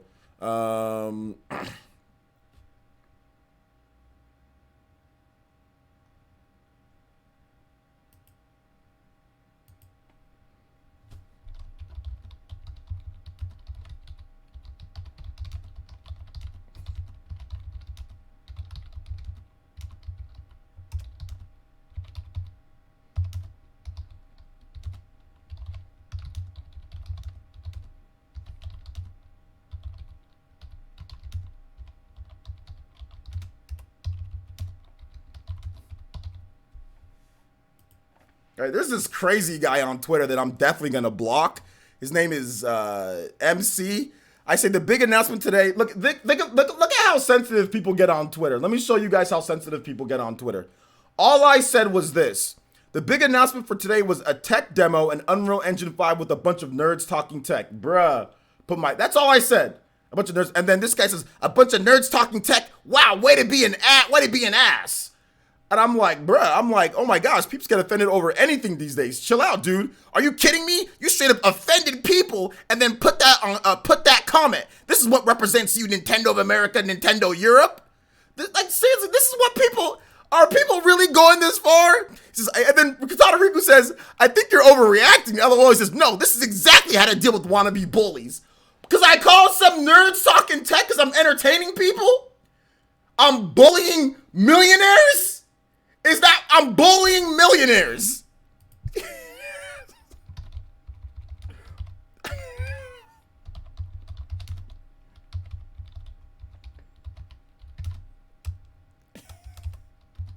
People are so crazy.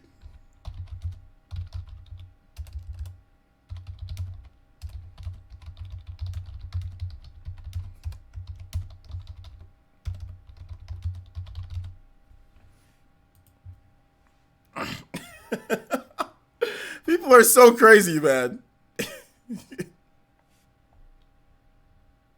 I literally said the word nerd. And now he's trying to say, and you're sad, dude, and no way does your behavior represent Nintendo of America. Calling somebody a nerd, saying that it's boring tech talk with nerds. Oh my gosh. Oh, wow.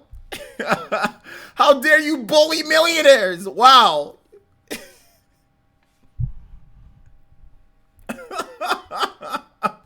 People are way too soft online.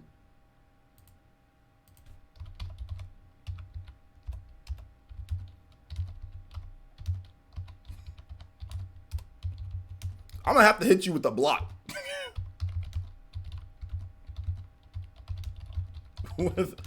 Yeah, I'm gonna have to hit this man with the block. This man's getting blocked. He's getting, people are so weird. Block. This man's getting blocked. It's not that serious. Be More Akuma donated $3 and says, how many shots would you have taken for the number of times they said dynamic? Man, a number of shots. Do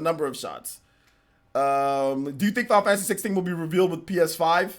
Final Fantasy 16, I don't know. It could though. He says, I didn't know you worked for Nintendo. OJ, congrats. I know, seriously, brother Smith. I don't work. I'm just an ambassador for Nintendo, some of Nintendo's products. That's it. But I am like, really? He's like, I've never had somebody sit there and try to say, this is the type of person that represents you because I called somebody a nerd. That's the weakest thing that I've ever. This is the most weakest thing that I've ever seen. This man's getting hit with a block. I don't got time for idiots. Let's see here. OJ, I think Unreal Engine 5 is going to be amazing, especially for games like Horizon Zero Dawn. Yeah, Horizon Zero Dawn doesn't use Unreal Engine. It uses their own Guerrilla engine.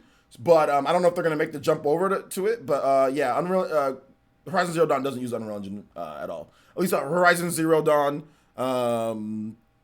Horizon Zero Dawn 2, or sorry, Horizon Zero Dawn, the first one doesn't use Unreal Engine. It uses like the in-house Guerrilla engine. It's the same engine that Death Stranding runs on too. So.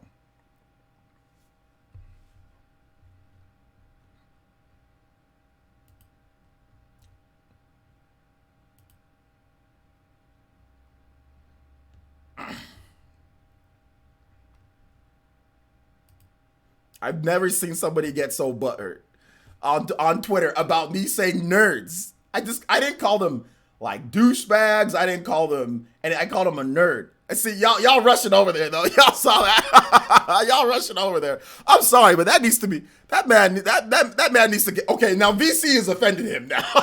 VC put up something offensive. Okay, I'm not gonna say what VC said to him.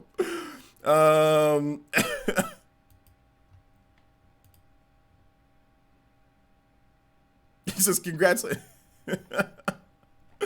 G5 says, congrats on the job at Nintendo of America. I know, I'm just a random. I don't work there. I don't work for Nintendo. I don't work for Nintendo at all, guys. I don't work for them. You know, I'm just, sometimes they let me play some games and stuff like that. Of course, everyone rushes over there. But yeah, because it's stupid, man. I mean, I'm not going to give the link or anything like that. But I mean, it's, this dude, I mean, if he's looking for attention, he's going to get it. So that dude that I blocked, hey, man, you got your attention. But he doesn't follow me. You know, at first, I think he asked me earlier, he asked me about Xenoblade. and he doesn't even follow me. He's like, hey man, how's the portable mode? And I was like, oh well. He said, can you touch up on the portable mode?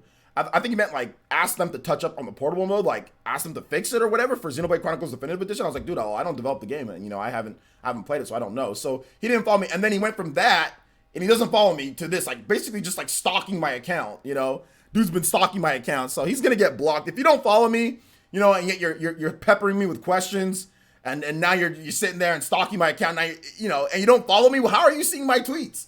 Like, why are you really going off of what somebody else follows than coming over? Like, I'm so sick of these type of people. I'm just gonna make fun of you here. I'm just gonna roast you. I'm just gonna clown you here. Nintendo of America isn't gonna do anything to my ambassador status because I didn't break any rules that they have. I made a joke calling people a bunch of nerds. You know what I'm saying? I'm a nerd too. I'm a nerd. We're all nerds here as well. Talking tech or talking games. We're nerds. It's not a big deal. That he rushes in there upset as hell. Like, get the hell out of here, bro. Like, take this block and go. Man, I'll say something that I was about to say something, but I'm not gonna say it. Take this block and go eat a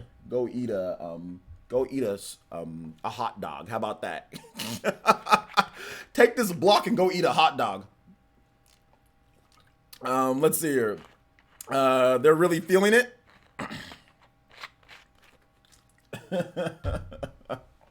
OJ, since you work for Nintendo, send me a copy of Xenoblade. You might be able to win one, Kotaku. Oh my gosh. Let's see here. The dude could be here right now lurking as we speak. Let him lurk. Let him. But if he's here lurking as we speak, bro, you need to chill. I can say a bunch of nerds talking tech. That's not a big disrespectful thing. I think everybody that works at Epic would call themselves nerds. I think everybody here would call themselves nerds. Yes, we are all nerds. All I said was we're a bunch of nerds talking tech. Yes, we're all nerds. Everybody who plays video games, if you're watching my live stream, if you're watching this stream, you're definitely more on the nerdy side than not. This isn't Tekashi 69 or Beyonce or Jay-Z stream or whatever the case is, or talking about general topics. This is talking about hardcore video games. So everybody here is a nerd for the most part. Let's see here, bro. They still talking. That's all good. He wants that smoke. He'll get it. Like he wants to come call me names and all this stuff. He'll get that smoke if he wants it. He posts screenshots of your tweet and tag Nintendo. Yeah, they're not gonna do. Nintendo doesn't look at any of the tags anyway. So yeah. So yeah.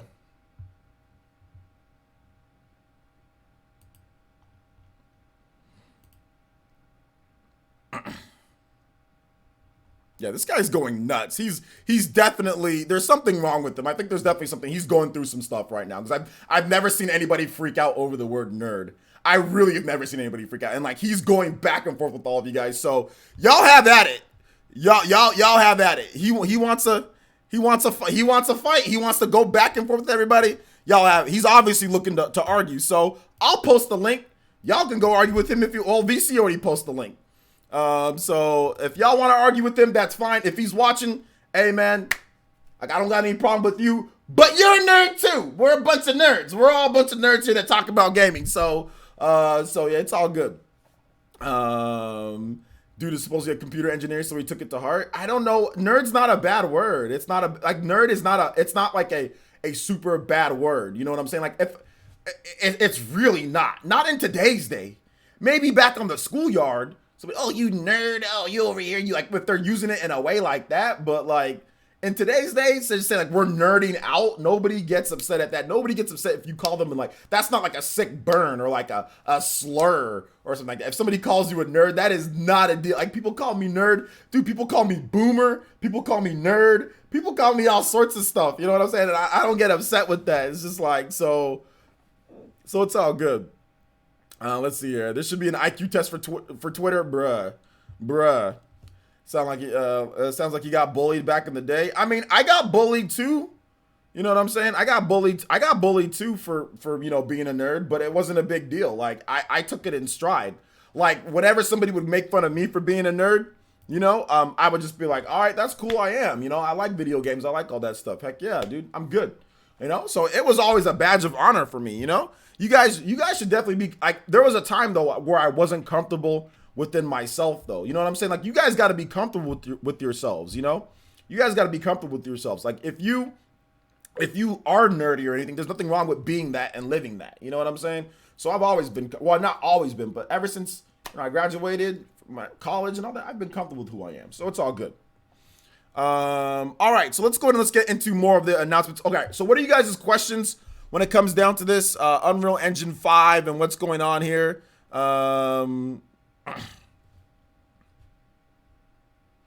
So what are you guys' thoughts? Let me know in the chat. I'd be more than happy to answer you guys' questions and kind of talk about different stuff here. Council versus finally someone who's standing up to the bully essence. Your reign of calling people nerds ends here. Time's up, essence. What time does the Summerfest start? The Summerfest is already it's either it's continuing or it's done. I think that was the announcement for today. That was the only announcement for today for the Summer Games Fest.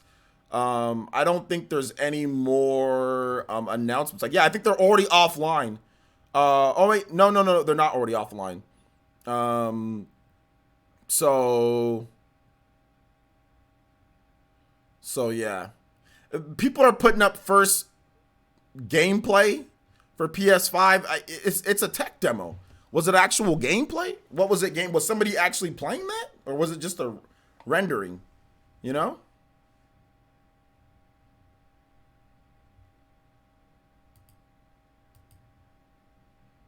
So either way, it's all good. He put his tweet in protected mode. What a damn coward. Hey man, he wanted that smoke. He wants to come here and call me names. He wants that smoke. He's gonna get it, bruh. I ain't having none of that. Although I didn't even send people over there. I just talked about it because he continuously was bombarding my Twitter account. You know, when I told him chill out, you know, calm down, it's not that serious. He continued to go on. He called me names first. He started it, so that's fine. If he wanted to argue, it seems like he wanted to argue. So y'all found the post and y'all put the links, not me. So whatever, man. Put his tweets in protected mode. I mean, good for him. I knew he didn't actually want the smoke. He just thought that he was just going to be able to get away with calling people names. He just came there, called me names and everything. That was crazy. Anyway, people can say whatever they want, man. It's all good. I don't have any ill will towards him or anything like that. He's clearly going through some stuff in his life. It seems like he's a bit annoyed or whatever, you know. He seems like he's a little bit annoyed, or maybe he's a bit frustrated, like with the pandemic going on. Maybe he's lost his job, or he's having issues. I think he's just a little bit annoyed right now. That I don't think he's a bad guy. I don't think he's like a bad person. I just think that he's a little upset right now about something's making him upset, and he's getting a little bit, you know, and it's spilling out when he does other things. So I think, like, so if he's watching, I don't have any problem with you, man. You know, you seem like you'd be an okay guy. It's just seems like you're getting a little bit upset over nothing though. Before he tweets, he said he ate a whole box of Oreos. Yeah. Hey, let me tell you something right now, bro. If you eat a whole box of Oreos, you definitely you might have some issues. Yo, thank you for the follow, Mr. Dutch. Appreciate that. Thank you for the support today, though, guys. His emotions are getting the best of him. He needs to calm down and chill. Yeah, exactly. His emotions. That's what I told him. I was like, dude, just chill. Like, you know, just relax. You know, I said people getting oversensitive. Says Silver Phantom says the event over, no games. Yeah, Unreal Engine 5. So, I don't know. I think I'll give my what's it called? So. Wait, he didn't go on protected mode.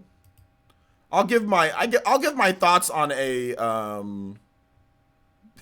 Oh my god, Daniel Ahmed on Twitter says Tim Sweeney's webcam needs Unreal Engine 5. Guys, we have the greatest technology of everything, like all the different illuminations. Then you look at his webcam, looks like it's 1997 Microsoft Office. Windows 95 webcam. This man running with the Windows 95 webcam. All the greatest tech in the world for Unreal Engine. This man running with the most basic Walmart brand peasant pledge webcam. Never mind he's a millionaire. Never mind he's a multi-millionaire, by the way. This man running with a peasant pledge webcam. Commodore 64 webcam. All the sugar, man, it messes with your brain. Seen a lab test where a rat was given so much sugar it was drowning and put a small amount of water rather than swimming. Yeah, sugar definitely messes with your brain. It messes with your way, like your chemical balance, your brain activity. You shouldn't be eating a lot of sugar because it can get you feeling really, then boom, then crashing, then feeling lethargic, feeling like heavy, feeling bit like heart rate, you know. It also adds layers on your like love handle layers, you know what I'm saying? Like when you eat a lot of sugar, adds fat to the midsection and all that stuff. You know, I'm still trying to work off all the sugar that I've been eating over the past year. As I don't eat candy as much anymore now. And I've been off candy for about like 3 weeks now. So like, yeah, sugar definitely messes with you. So if you eating a bunch of Oreos, you eating a bunch of stuff, it's definitely gonna mess with you in certain ways. You might be more rude or say things that you're not supposed to say or something like that. But it's all good, you know.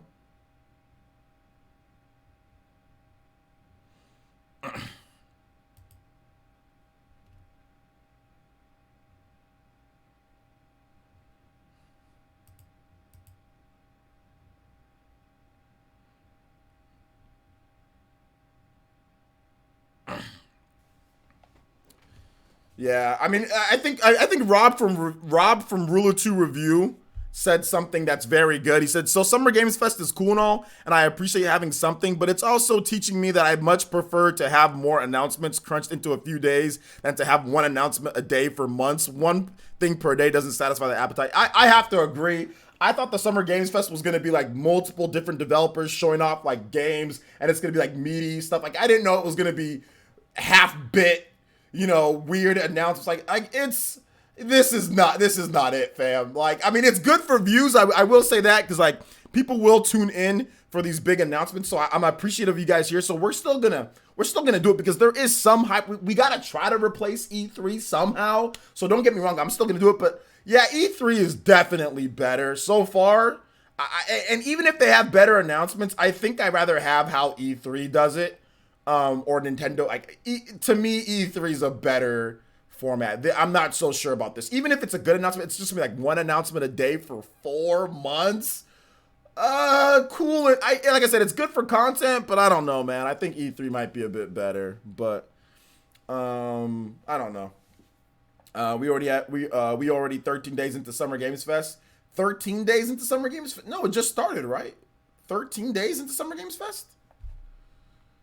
Sugar is a poison. Stevia is the new sweetener wave. Yeah, I don't even really use sweetener at all anymore. You know, like I'll just use like if I have some oatmeal, right?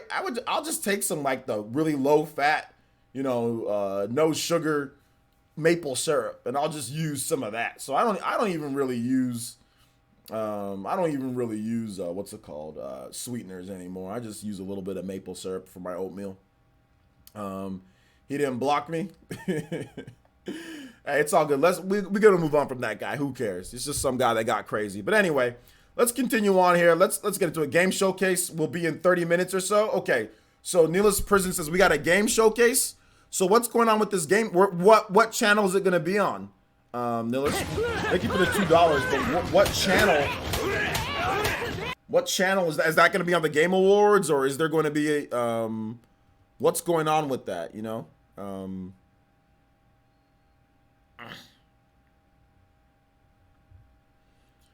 So let's see here. What's going on with that? I just eat oatmeal. Oatmeal with peanut butter. Yeah, I've had that a little bit. Like you make a little thing of oatmeal, and then you just take like a little a spoon of peanut butter, and then like you just take the spoon, you just take a little bit of the peanut butter, put the peanut butter away, and then you just eat the oatmeal with some of the peanut butter on the spoon, and like you just take a little bit of the peanut butter, a bite of peanut butter as you're eating the oatmeal. You could do that, or just some maple syrup. Either one of those are fine. I don't really do the sugar anymore at all. But the stevia and all that stuff works good too. Yeah. Likes and dislikes not equal the past broadcast of the stream. Yo. Showcase PS5 Moon on March. Yeah, they did a PS5 Moon of March. They did a PS5 gameplay tech demo. So it was running on the PS5. It was actually running on the PS5. So that was cool. You know, the first footage running on PS5. I did like that. That it's PS5. They saw like it had like the button prompts of X and all that stuff like that, and you know, so that's cool for sure. That's cool for sure. So yeah. Let's see, stepped out for a minute. What'd you think about the presentation? I mean, it wasn't that great. Like, you know, it was just people talking about tech. So, but it was cool though. It's cool. Neil said the Game Awards channel. Okay, the Game Awards channel. So I don't see like a set notification for it. So let's see here.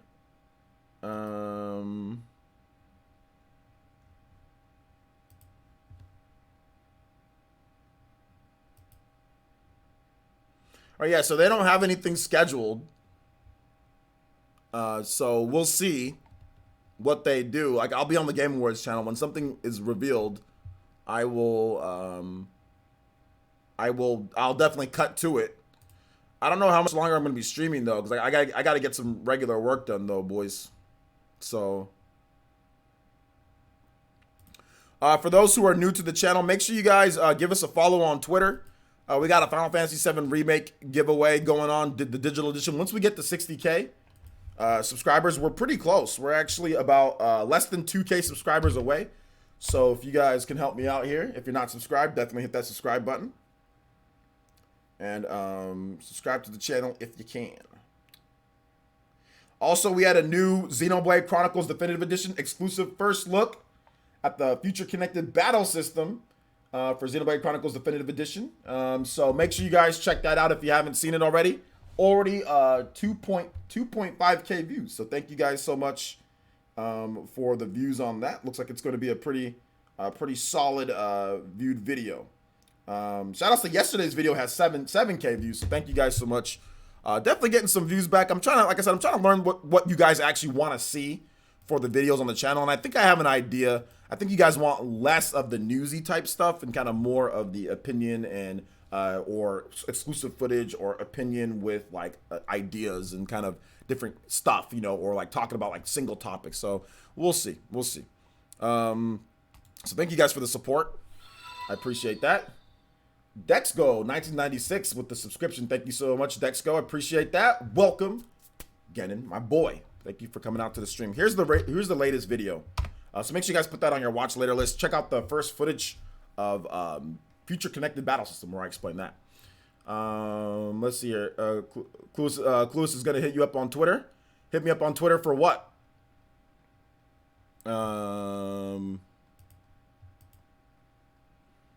What is it? He's trying to hit me up on Twitter?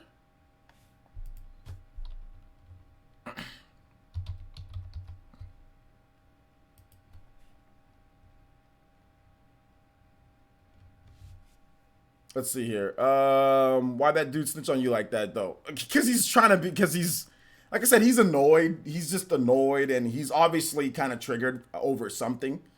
So yeah. So he's upset about something. He wants to help stream the tourney.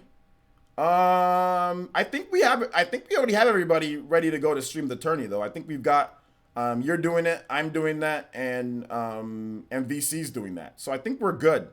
I think we're good on that. But yeah, I'll DM him. I think we don't need more than 3 streams. Let's see here. Webcam bully confirmed. Yo, Scott, what's good? Let's see here. Yo, players, you think PS5 ever coming? PS5 or Persona? You mean Persona? Wait, P5S? Oh, Persona 5 Scramble coming to the US. Yeah. Pure Failure. If you watch my video, I recently did a video where they talked about that, or a live stream where they talked about Koei Tecmo did confirm that they will be localizing the game. So yeah, it's coming over. What's up, Keith? How's it going? Welcome to the stream. Working on this. Okay, got you. Yeah, I saw that, Christian. Good stuff, man. Let me check it out. Yeah, that looks pretty cool, man. Keep it going.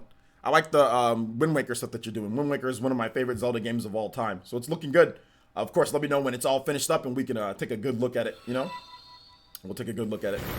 So good stuff, man. Thank you so much for that, Christian. Also, shout outs to IJ with the subscription. Thank you so much. Welcome, my boy. Appreciate that. Welcome to the village. Ryan McGoughlin as well. Thank you so much. Welcome to the village. Shout outs to the new Genin subscribing. Thank you guys for subscribing to the channel. If you guys have questions before we get into the next game reveal, apparently there's going to be more from the Game Awards, so we'll stream through that. It's actually pretty early in the West Coast. It's only 9 o'clock, so I just have to make sure that I get to work before, I think, 12. Like, I got some editing that I got to do. And I gotta get breakfast because David Valdez told me breakfast on him, and also I think Abaddon wanted me to get breakfast too.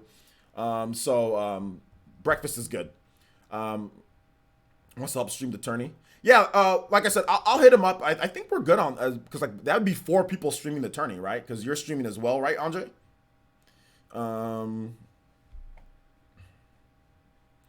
I'm a nerd, but I bag broads, so I don't take offense. OJ, this guy obviously don't get any. Yo, a nerd, it's like I said, it's not even like before, back in the day, it used to be, you know, a pretty big problem, you know, for some people. But in today's day, being called a nerd, it's very normal. It's not a big deal. Nobody really takes, no gamer that I know of online or anything has ever been offended when somebody calls them a nerd, even from somebody who is trying to mean it in a mean way. Has anybody actually legit been offended by somebody calling them a nerd? Like, really? Like, do any of you guys really get offended? If somebody says, oh man, you're such a nerd, or if your girlfriend or if somebody else that doesn't play games calls you a nerd, are you really gonna get upset by that? That's not an offensive term anymore. I mean, it really never was, but in today's day, in 2020, when Le'Veon Bell, the freaking running back for the Jets, the starting running back multi-millionaire, is playing video games. Oh, snap! Yo, Frank R! With the grenade gun! Yo, the big $50 donation. Let me read off what you got to say in just a second. Oh my gosh, that blew my eardrums. Let's go. Let me turn on the volume on that just a bit. But is anybody really getting offended? Le'Veon Bell is playing video games with a bunch of nerds. He's called himself a nerd. So multi-million-dollar running backs, Gordon Hayward, the Boston Celtics forward, is playing video games. He's a nerd. He's playing with Dr. Disrespect. Like, nobody gets offended. Like, there's guys that are super successful that everybody plays video games these days. So I don't get what the problem is. Frank R with the 50 says, this nerd is donating dinner for you, OJ. Enjoy. Thank you so much. Yo, thank you for the dinner. Frank R, what do you want me to get, man? I mean, I don't know. I got to be careful, you know, going out. But yeah, shout outs. Thank you for the dinner, man. Maybe I'll get some pizza. I think I'm going to head to Walmart. That's one thing that I need to do. I need to head to Walmart. I need to get some pizza. Yo, Fairy Tiger with the 25. Oh, finding the opening thread. Let's go. Thank you so much. Thank you for the 50 from Frank R, becoming the top streamer. The 25 from Fairy Tiger. Yo, Fairy Tiger, I'm actually streaming when it's not like 2 or 3 a.m. where you live. Shout outs to the Viking Nation. Let's go. Shout outs to Fairy Tiger with 25. Says, proud nerd for 40 years and going. Let's go, nerds. Peaceful days. All right. Peaceful days. Let's get it. Peaceful days. Let's get it. Let's get it. Let's get it. Thank you so much, Frank R, with the 50, though. The round table coming through today. Andre, you guys, my boys, y'all coming through. Thank you guys for the support. Glad you guys are enjoying the stream as much as you guys are to support. It's been crazy. We'll keep it going, though. We'll keep it hype for you guys. You know, we'll keep things going. Thank you for the support. Thank you.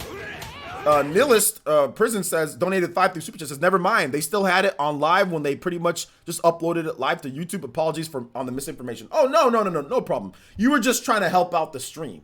And on top of that, you donated for telling me, and then you donated again. So you could have just tagged me, and I would have read it out. So no problem at all. It's an honest mistake. You nerd.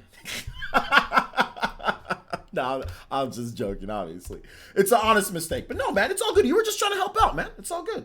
You know, it's all good. No big deal. No big deal. No big deal. Frank R at the top streaming just spot. Thank you so much, Frank R.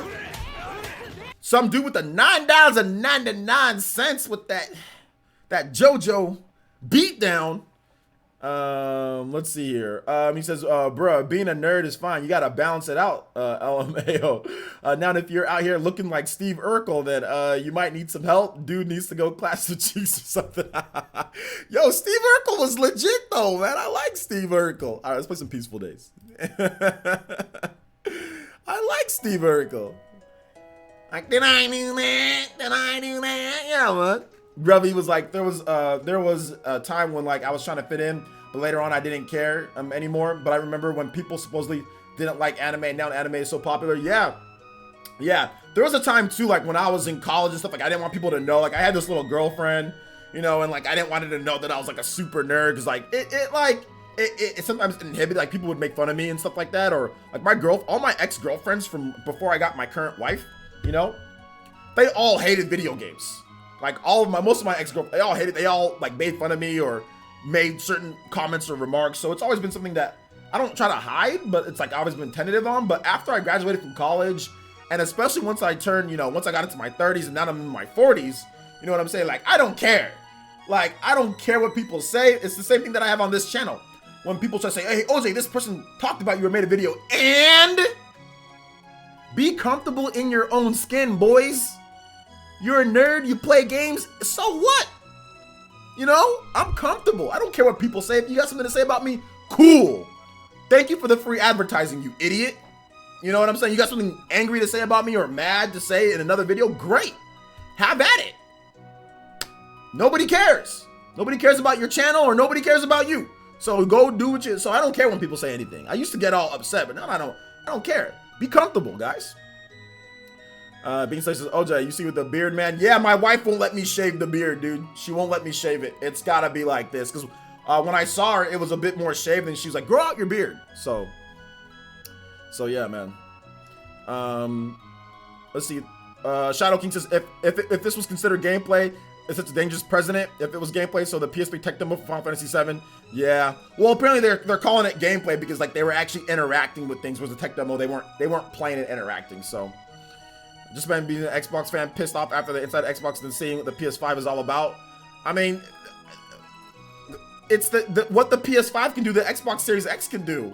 So I don't know why Xbox Series X fans are going to be upset, or Xbox fans are going to be upset. That PS5 demo, or tech demo, it's also going to be on Xbox Series X. Xbox Series X is the most powerful next generation system on the market. So anything that you see on PS5 is going to be on Xbox Series X too. You know, when it comes to the looks or that tech demo or whatever the case is, or Fortnite or whatever using Unreal Engine 5, you can do the same thing on Xbox, you know?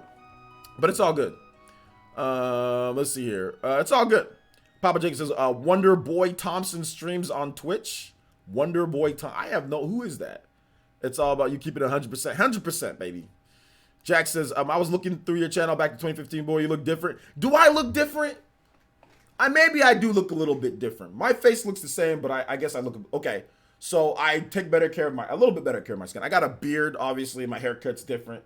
I wear glasses, even though these aren't real glasses, these are just, but yeah, I do. I guess I look different, but I look the same. I look different, but I look the same. Let's see. People say there's a drought of PS4 this year, but does PS4, especially Xbox One, have? I don't know what you're talking about, David. Publicity is good publicity for your advertisement. LOL. That's how I found LTG, and man, having me crying. Yeah, you know what? Same thing. See, people don't understand. I'm gonna make a video on this. These people, these troll channels that are constantly making videos on LTG.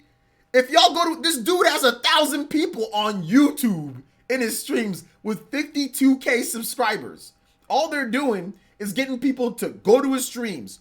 More people go to his streams, more people start donating, more people start membering. This dude probably got 500 or so elite, like what we call them elite ninja. He's probably got like 500 to 600 elite ninja. You know what I'm saying? Dude's got hella people coming through. He's way better off than before all the troll videos started. When there was no troll videos on him, people weren't watching his content. I've been subscribed to him, you know, for a while. When everyone started ramping up the troll videos on him, dude, he went from 200, 300, 400, 500, 600, 700, now up to 1,000 plus 1,200 people at freaking 3 a.m. in the East Coast. People staying up watching him. They think that they're hurting him, but they're not. They're actually making him more and more and more popular. That's all they're doing. That's all they're doing with the constant troll videos. Everybody know who he is. You know what I'm saying? Like, that's all they're doing. So they think that they're hurting him and he's going to get off YouTube. He's not. He's making too much money to get off YouTube. You know? Did you ever play the Banked Buck Bumble? Yeah, I can play the Banked Buck Bumble right now. All right, for all the new people here, we're gonna do a little bit of dancing. If you've got the emotes, now is the time to use it. If you're not an Elite Ninja, now is the time to Elite Ninja up so you can get the exclusive Buck Bumble emotes. For those who don't know what it is, I will show you guys this Buck Bumble emote. Whenever we play Buck Bumble and we dance, I want you guys to spam these emotes in the chat. So we're gonna play that Buck Bumble. We're gonna do a little bit of dancing. Who here likes to dance? The Buck Bumble. I don't think any of you guys do. Buck Bumble. All right, so we're gonna do a little bit of dancing. We have our memed dance that we do on this channel. Biggity Buck Bumble. What about now? It's time to rock with the Biggity Buck Bumble. Bum to the bum to the bum to the bass. Bum to the bum to the bumble. Bum to the bum to the bum to the bass. Bum to the bum to the bumble. Bum to the bum to the bum to the. Let's go, the Bumble. Let's go, yo, the raid. Hey, P Whales with the raid. Let's go with the party of 3. Thank you so much for the raid, P Whales. Thank you so much, man. Appreciate that. Let's go with the Bumble. Sorry, Twitch boys, you guys don't got a Buck Bumble emote. Thank you so much. I appreciate that. Thank you for the support. There's your Buck Bumble, you boys. Buck Bumble boys in the chat. Shout outs to you guys. The Buck Bumble screw attack. So apparently there's not. I think Dawson talked about there's gonna be a new announcement. There's gonna be no new announcement. There's gonna be no new announcement. We were mistaken.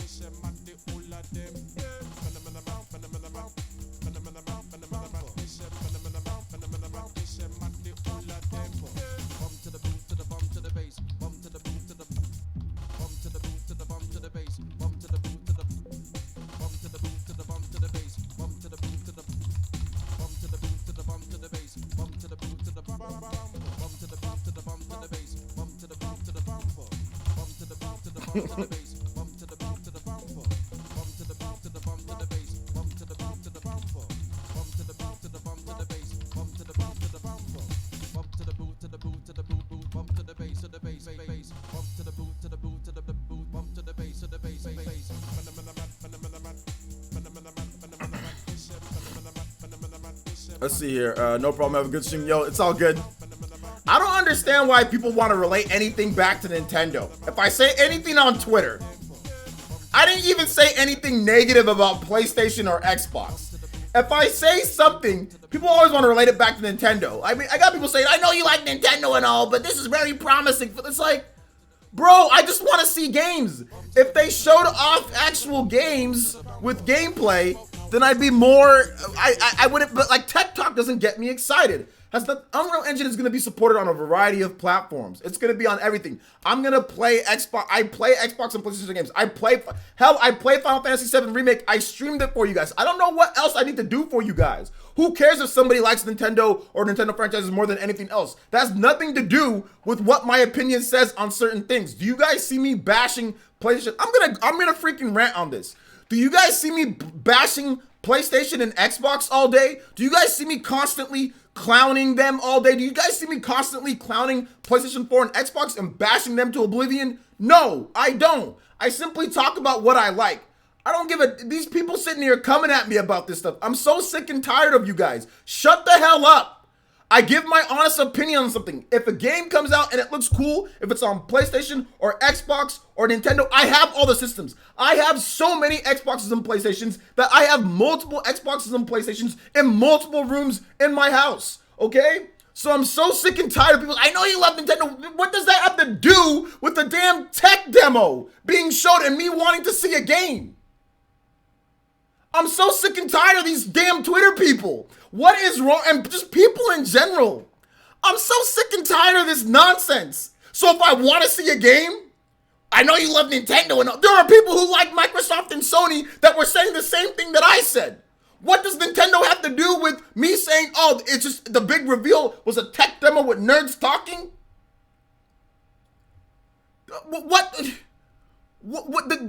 That's a problem? That relates back to Nintendo? How?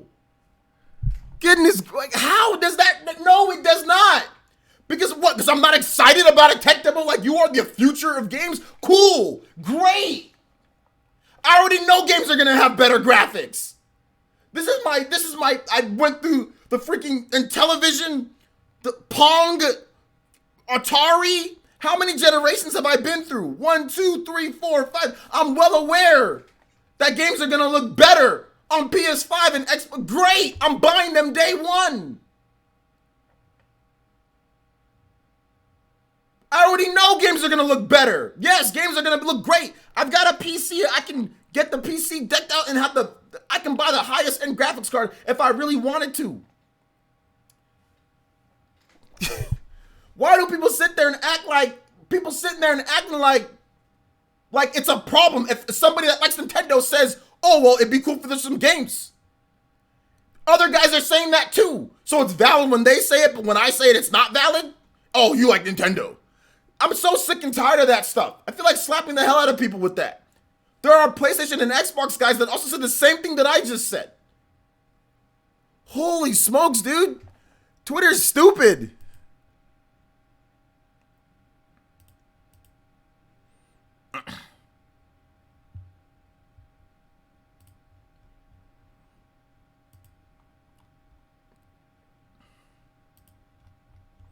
So dumb. All I said, the big announcement for today was a tech demo and Unreal Engine 5 with a bunch of nerds talking tech. That's it.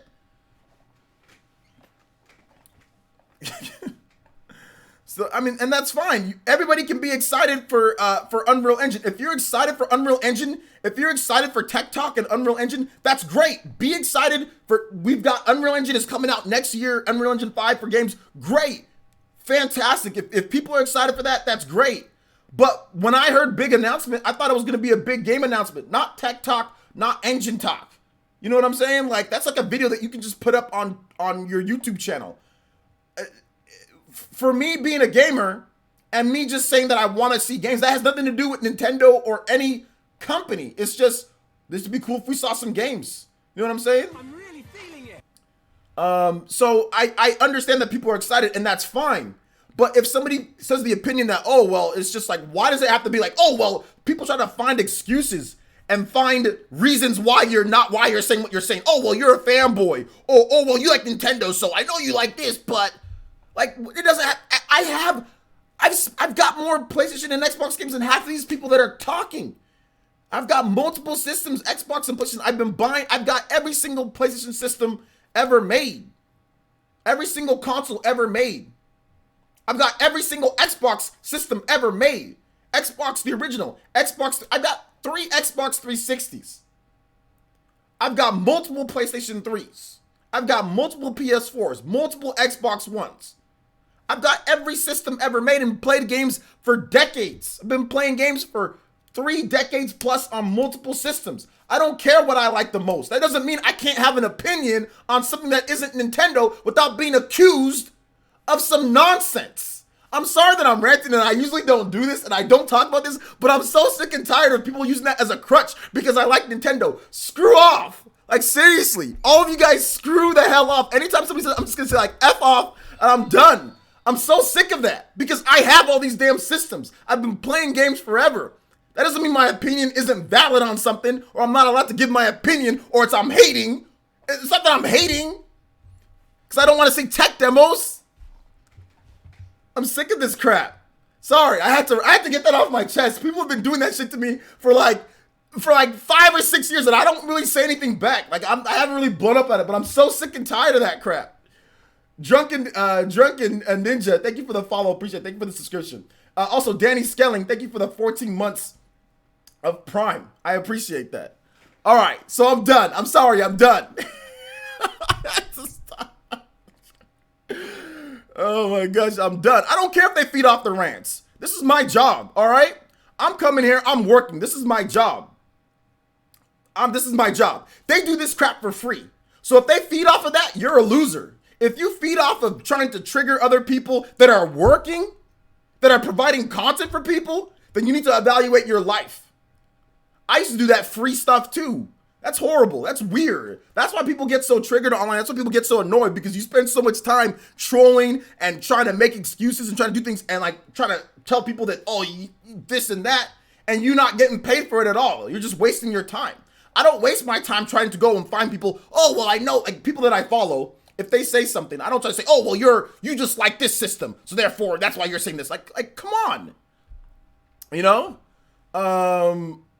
So I don't spend my time doing that to other people, try to invalidate their opinion because they like a certain system or something like that. Like I don't do that to people, you know. So I don't expect it. Like I expect it to be done to me because I'm a content creator and I'm in the public eye. But I mean, I've had enough. I've had enough of that crap, dude. I'm seriously, I've had enough. Like I'm so sick and tired of it. I can have an opinion, and it's not jilted or influenced by Nintendo 100%.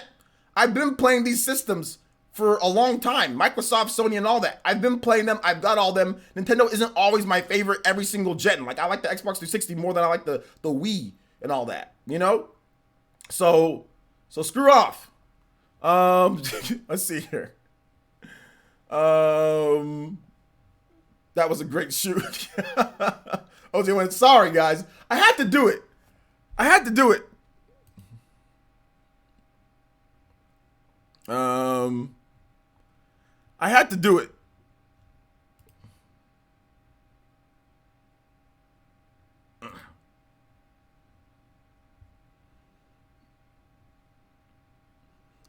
I'm supposed to get, yeah, Baron said, as expected, Unreal Engine 5 looks visually impressive, but I'm supposed to get hyped over a tech demo on PS5, but not real gameplay trailers, and for actual real games on Xbox Series X. Yeah, I'm the kind of someone, it looks great, but I'm not going to get super hyped about that. Now, in the future of games, is that exciting? Cool, it is. But what do you want me to do? Be excited about a future that's not here? Future connected? You know what I'm saying? Like, nah, man. At some point, I lose patience with it. It's like when people downplay Animal Crossing sales by saying women and kids play. Oh, we're going to get to that. Oh, we're going to get to that, Mr. Ronald Lucas. Yeah, we're going to get... Okay, so there's a guy named... I think he used to work for IGN, Colin Moriarty. You know, he put up that, like, Animal Crossing has outsold all of the other PlayStation 4 exclusives single-handedly, for the most part. Except for, like, I think, like... what was it? Uncharted 4, but it's going to pass up Uncharted 4 this year anyway. And people were getting super salty about that. They were making all sorts of excuses. So we're going to talk about that. The insecurity of some of these people is outstanding. The insecurity is absolutely outstanding. You know?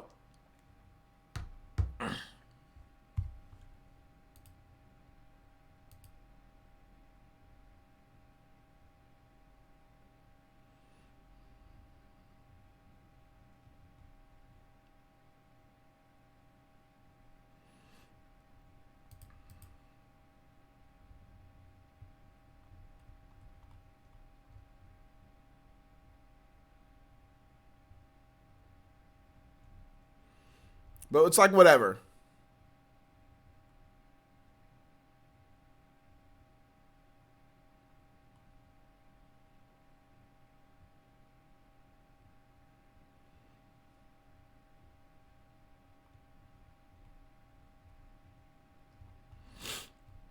It is like, whatever, man.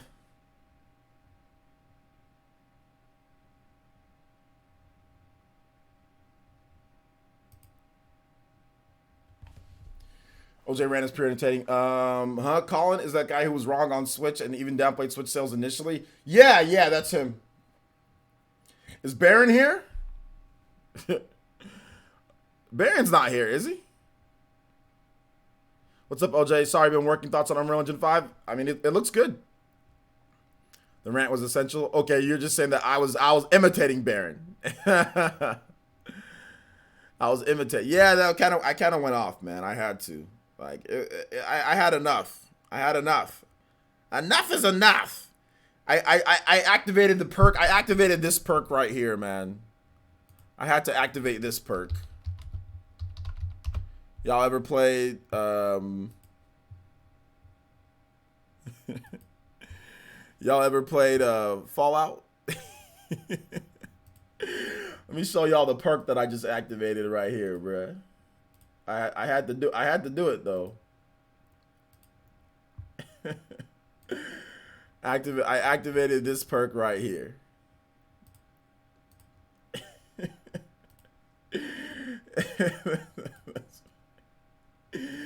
Oh my gosh. I had to do it. I had to do it. You know what I'm saying? Like I just, nerd rage. I had to activate the nerd rage. Just rip my shirt, nerd rage perk, dude. Enough of this.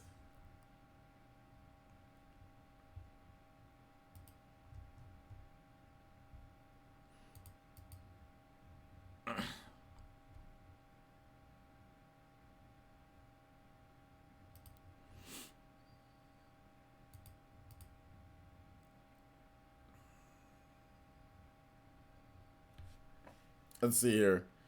But shout outs. Says it's good, man. It's been once in a while. Yeah. And Moriarty is a self-proclaimed PlayStation fanboy. Only makes it funnier. I mean, well, the facts are the facts. The facts are the facts. But he knew he'd get a lot of impressions on that tweet, though. So.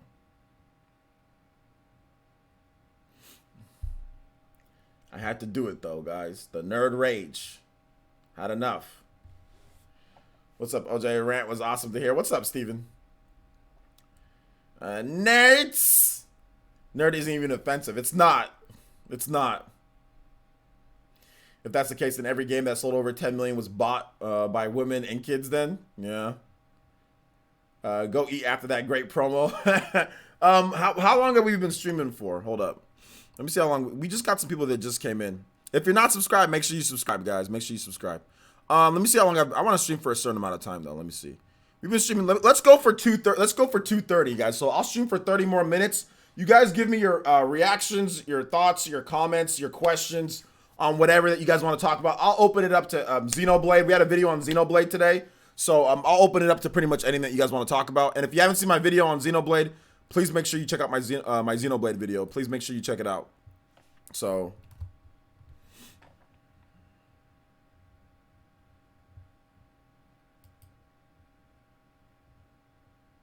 shout out to all the new subscribers, too. Shout out to all the new subscribers. I think we got 20 plus new subscribers this stream. So thank you guys so much.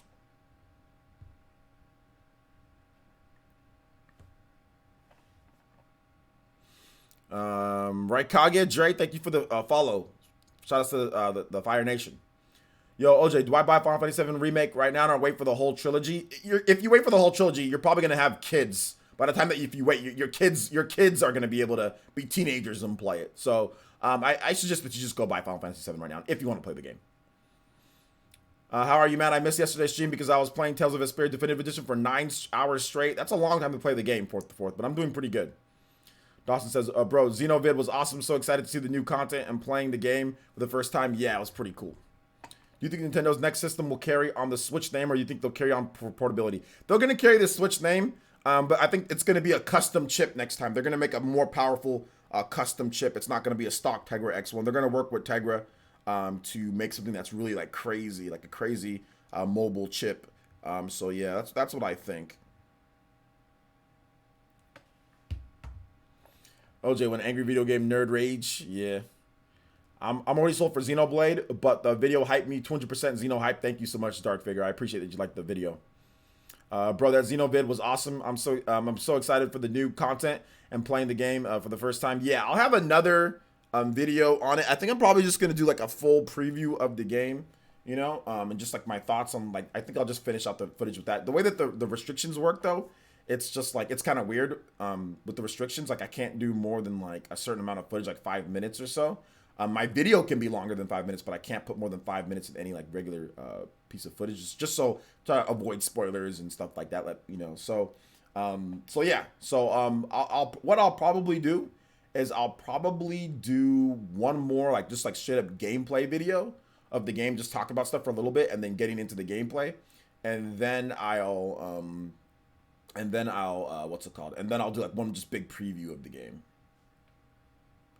About Xenoblade Definitive Edition, you haven't played it, right? But Game Explain said they played it. What was you and Miss Click and saw Game Explain gameplay? No. How it works is that Game Explain has a review code for the game. So the embargo for them to talk about the game from like a review-wise purposes is up. So Game Explain has a review code. Me and Click, we're in a little bit of a different bracket. We don't get like review codes ahead of time. Basically, we get like stream codes because Nintendo sees us more as streamers. reaction type of people, you know, stuff like that. Whereas they see Game Explain more as review site. So Game Explain has a review code for the game. What me and Click did, that was a little bit different. We did a virtual demo of the game. So it was almost as if, not necessarily I wasn't playing the game, but somebody was demoing the game right there for me, and they gave me a clean piece of footage to use that I could use for it. So that's the difference. But yeah, Game Explain is seen as a review site, so they get review copies early. Me and Click and like Rogers Base and all that, we're ambassadors. We're seen as streamers, not necessarily reviewers or like regular edited content creators like IGN or things like that. So Nintendo holds us in that. So we're separated. So we don't get early copies of games. We get stream copies, or we get like first looks, or sometimes they'll invite us to go do events, right? Like last year I went to go play Fire Emblem, so they'll invite me for that. Whereas, you know, I think at the time that I was playing Fire Emblem, so like reviewers already had a review code, so they invited me to just play it so I can get some footage. So they do let me have that, but I don't get like early copies or anything like that. So yeah. Let's see here. So hopefully that explains everything. Are you gonna have more demo sessions with Nintendo, or Xenoblade? Was it a one-off? Well, Dawson, I did Fire Emblem last year, so I'm pretty sure that I'll do more. You know, whenever I get the chance. Nintendo usually invites me like when it's like a hardcore RPG, you know, and they know that it needs like a bump with like, you know, people watching it. You like for stuff like Animal Crossing, unless like you catch like an E3 or whatever the case is, like, or like a PAX. That's how you usually get a chance at playing that. And if you go to those, then you get an opportunity. But for certain games that are kind of more in the niche realm or smaller realm, not like a Mario or an Animal Crossing or a Zelda, they'll invite me for those type of games if they want to do like a marketing campaign for it. So last year I did Fire Emblem. This year, you know, I did this. Yo, shout outs to Nintendo Power with the subscription. Thank you so much, Nintendo Power. I do appreciate that subscription to the channel. Thank you for subscribing, Nintendo Power. Welcome, Genin. Thanks, I didn't know that. Yeah, it's all good. It's all good. Hey, OJ, have you finished P5 Royal? I did not buy P5 Royal. I did not buy it just because I don't want to play another, you know, 100-something plus hour RPG on the PS4. I just purchased the original PS5, or sorry, P5. I beat that to death. So if they release it on Switch, I'll play it, but I'm not gonna buy it again.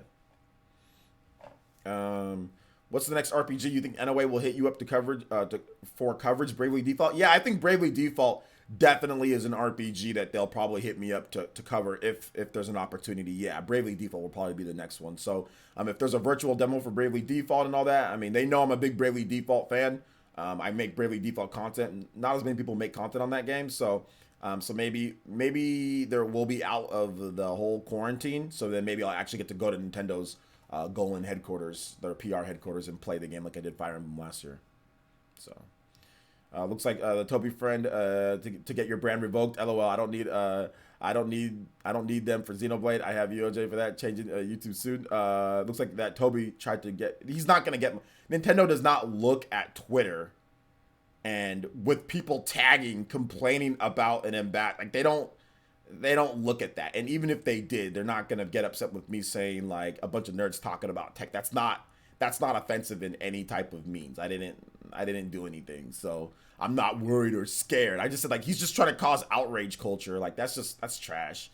So who cares what he thinks? Nobody's worried about him or who he is or what he's even doing. I've already moved on. I blocked him. He's not somebody that's worth me even engaging in, you know.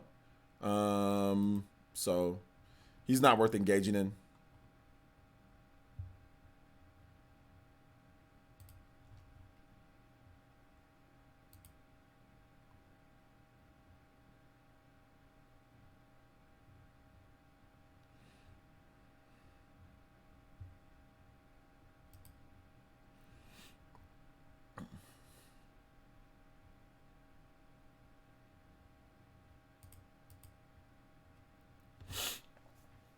Let's see here.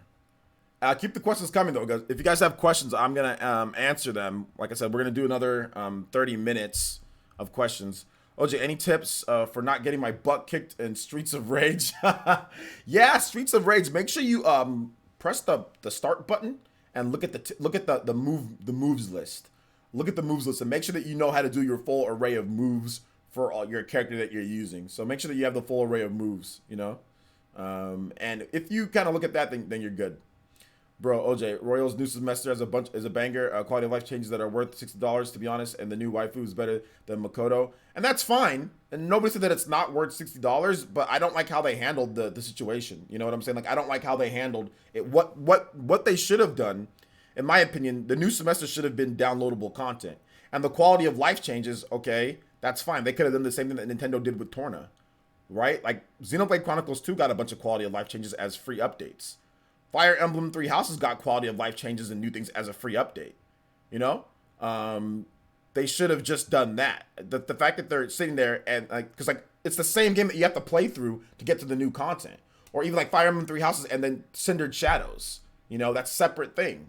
You know, I don't know why we have to buy the game all over again to get quality of life improvements. You know, and a new chapter.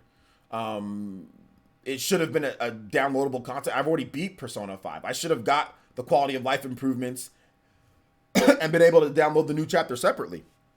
I don't see why we have to buy the game over again and play through the game over again to get to the new content. I've already played the hell out of the game on the PS4. That's like me saying, if Cindered Shadows comes out, it's like, oh no, Cindered Shadows isn't DLC. We've got to replay through everything just to get to the Cindered Shadows. So I have to buy Fire Emblem again just to play Cindered Shadows. Why do I have to buy Fire Emblem again to play Cindered Shadows? That does not make sense, you know? So that's great that they added a new chapter and like that's dope and there's a lot of quality. Like I get that, but I'm not gonna spend another 100 hours on my PS4, you know, playing in front of a TV on the same system to get to the new content and quality of life changes. I don't like the way that they handled that. They could have done it, like I said, like Torna or like lots of other developers, you know, have done this before. If you want a big new chapter and quality of life, you get free updates, and then you can buy it separately, like $30 or $20 for the DLC. You know, $24, $25, $30. You know, that they just charge like $20 for the new content, and we got the quality of life updates for free. That would have been dope. But the fact that they're repackaging it for $60, I'm good. It's mostly the same game, you know.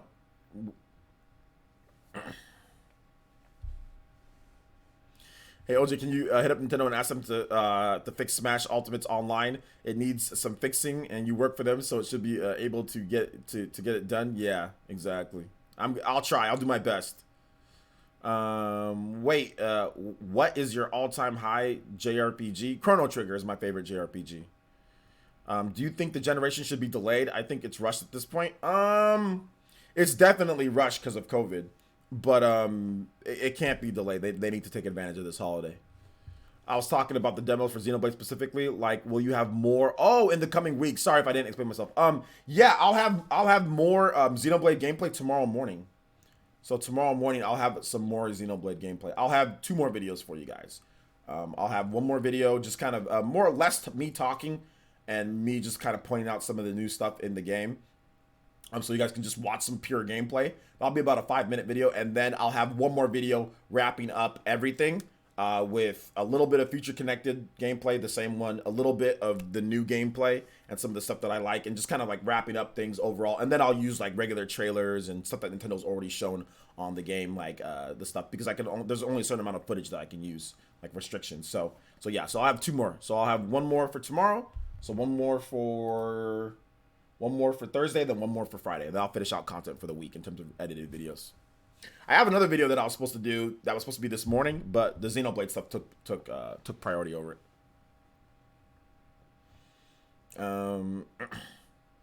They should have called it Persona 5 Give Us More Money Edition. I mean, that's fine if they want to do it that way. That's fine.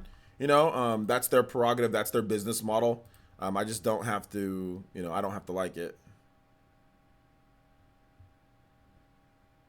You know?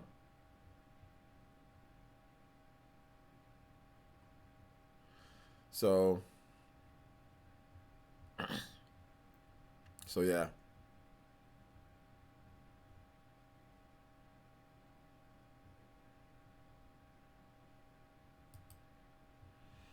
I need to pre-order this Tony Hawk Pro Skater Collector's Edition for $99 because I think you get an actual. You get an actual skateboard. You get an actual full-size skateboard. So I need to pre-order this on the Xbox One. I'm gonna pre-order it right now. It's only, you get a full-size deck.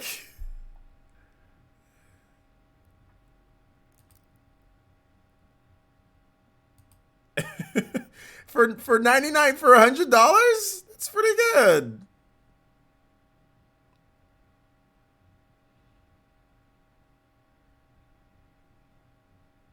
All right.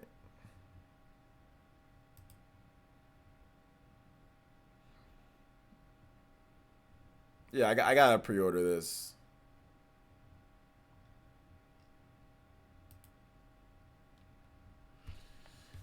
Link to the pre-order. I'll drop it as soon as I'm done so I make sure I get mine. I'll make sure I get mine first, then I'll let you guys pre-order. Let me make sure let me make sure that I get mine first. I need this. I need this. Zero. 1, 2. He says, wow. That's the fact. I'm going to give you guys, it just went up, so there's going to be copies. Don't worry. There's going to be copies. Don't worry. All right.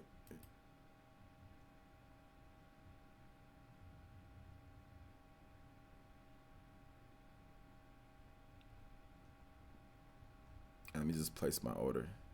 All right. Okay, there we go. All right, we all good. we all good, dude. We all good. Let me make sure that I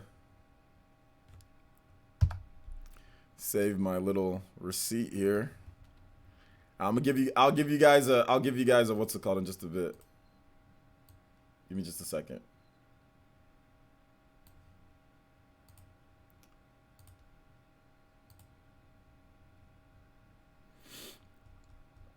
It comes with the full Birdman deck.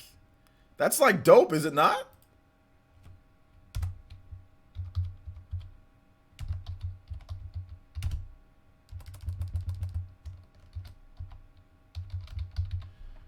Make sure I make my expenses list here.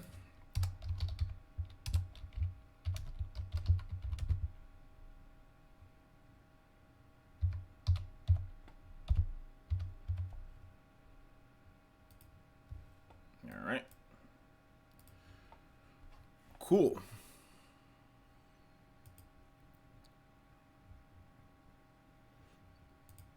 All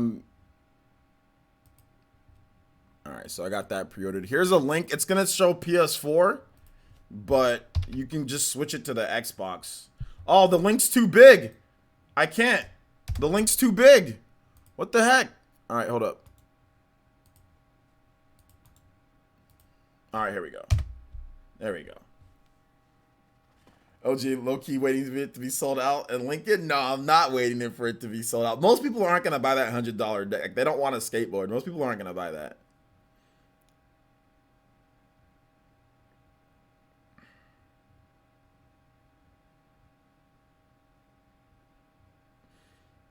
Most people aren't going to buy it, so...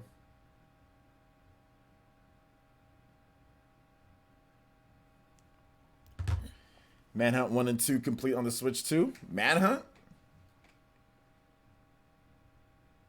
It's sold out, dang it. No, it's not. Shut up, Dank. It's not sold out. You guys are stupid. It's not sold out. It's pre-ordered. It's not sold out. Dank is being dumb.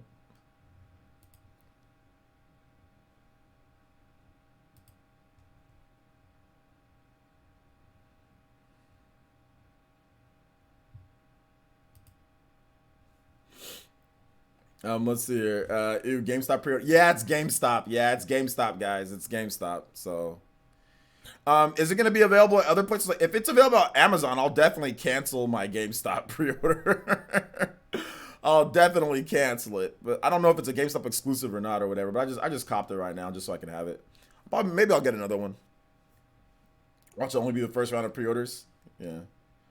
What do you recommend? Pokemon DLC or SM? What's SM? What's that? What's that abbreviation for that? SM? I guess we'll need to see OJ in real life skateboarding vid. It doesn't come with trucks and wheels, so I'd have to go buy the trucks and wheels, and like I don't know if I want to do that. You know, I don't even know where there's a skate shop here in town, dude. I'll be honest. Like skating used to be big. There used to be a lot of skate shops, but I don't even know where there's a skate shop. All right, take it easy, T dude. Thanks for coming out to the stream. I tried Amazon. Well, Amazon usually takes a little bit longer for it to actually populate. So Amazon, it takes a bit longer for it. I mean, it might come to Amazon though. We don't know 100%, but it might come to Amazon.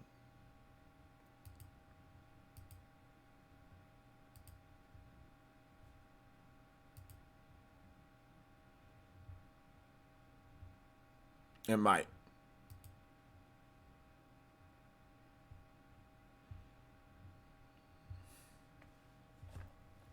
Maybe for Elite Ninja Gold we could. Yeah, maybe for an Elite Ninja Gold. Maybe for that. Maybe. See some skateboarding action. All right, guys, we got 10 more minutes of questions. So feel free to drop those questions in the chat. When I don't want something that's plus confirmed for GameStop, who knows? There'll be a side business in September. Yeah, maybe. No, they've got too much cash to kind of go out of business. Like they've got a lot of cash reserves, so it's gonna be a while before they kind of really, before they're gone.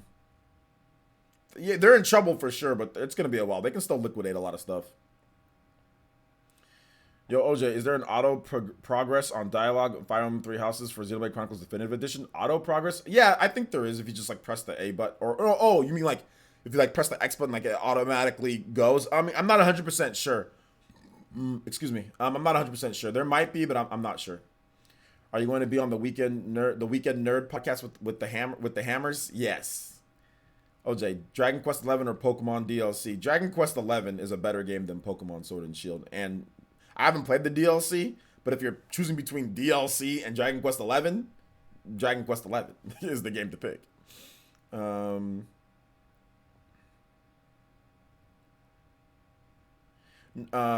X, or you just press a button and like it'll like automatically, once they're done talking, they'll go to the next thing. So I'm not sure if there is. Xenoblade doesn't have as much voiced audio as Fire Emblem. Fire Emblem is completely fully voiced. Xenoblade Definitive Edition is not fully voiced with everything. So yeah, but Fire Emblem is completely fully voiced. Tons of dialogue in that game. Has there always been DLC for Dragon Quest 11? Dragon Quest 11 doesn't have any actual DLC. There's no DLC for Dragon Quest 11. There's no DLC.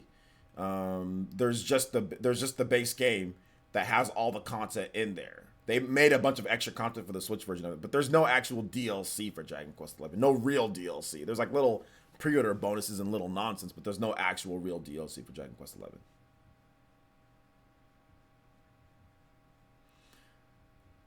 Let's see here. Nintendo Life says Xenoblade Chronicles Definitive Edition doesn't look as good as Xeno 2. What is your opinion in that in particular? I can see why they're saying that. I can see why it doesn't look as good as Xeno 2. Yeah, I can see why they're saying that, because Xenoblade Chronicles Definitive Edition, there's a lot of like there's remade stuff, but there's also a lot of like up-resed like Wii stuff as well. So that's the reason why it doesn't look as good. In terms of the character models pretty much look about on par. But like the world and all that stuff, it wasn't, it wasn't completely built within that, like Xenoblade Chronicles 2 was, So it doesn't look quite as good, but I'm pretty sure it looks like it runs a lot better. But Definitive Edition definitely, or Future Connected definitely looks just as good as Xenoblade 2, if not a bit better. So Definitive Edition looks a little bit better, but the base game itself, probably not.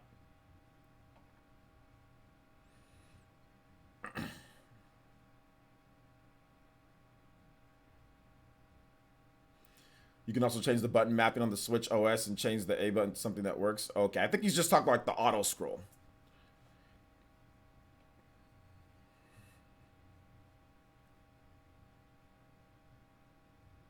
All right. Any other questions, boys and girls? Shout outs to everybody who's watching today, man. I appreciate you guys. Shout outs to the supporters. Real quick, I guess I could do one more little plug for Elite Ninja stuff. So thank you guys so much, guys. We got 3 new Elite Ninja today. If a lot of people are always wondering, like, yo, do you guys play games against each other, all that good stuff? We do. We got an Elite Ninja program that gets you into all of our games. So it's like a Twitch sub here on YouTube. It's going to Elite, where we're going to be playing Super Smash Brothers, Mario Kart. We got all sorts of stuff, right? We got all sorts of games that we play. So if you want Elite Ninja up, we're trying to get there. We have a 12-hour Xenoblade Chronicles Definitive Edition stream set for launch. If we hit our goal of 350 Elite Ninja by May 29th, the game's launch date, then we will have a 16-hour stream and even more copies to give away. Remember, all Elite Ninja here, you are automatically entered and get way more opportunities to win games. We're giving away a copy of Astral Chain. We're giving away a copy of multiple copies of Xenoblade Chronicles Definitive Edition. We're giving away copies of Animal Crossing all the time. So yeah, you Elite Ninja up, you get in on all of that in terms of exclusive giveaways and also way higher chances to win. So shout outs to everybody who Elite Ninja today. Shout outs to the 3 new members that we got, and let's see if we can keep it rolling, boys and girls. So thank you guys for the support. I appreciate that. OJ, do I get Xenoblade Chronicles Definitive Edition, Xenoblade Chronicles 2, or Xenoblade Chronicles Definitive Edition and a Pro Controller? Well, if you don't have a Pro Controller, I highly suggest getting a Pro Controller. But if you're okay with Joy-Cons, then just roll with your Joy-Cons. But you never know so that something happens to them. So it's just up to you. You can probably just get you can get Xenoblade Definitive Edition and a Pro Controller, because if you buy both of those games, you're not going to be able to play both of them right away anyway. So just buy Xenoblade Chronicles Definitive Edition and a Pro Controller, and then just wait till you have more money, and then you can just buy Xenoblade Chronicles 2 later. Zork Remake stream today. Yeah, we're going to try to do the Zork Remake stream tonight. So we're going to try to do that tonight if we can. Do you think P5 or Persona 5 Royal has a good chance of being ported to the Switch? I've already talked about that multiple times. So Fred Cumber, please check out my Free Cumber.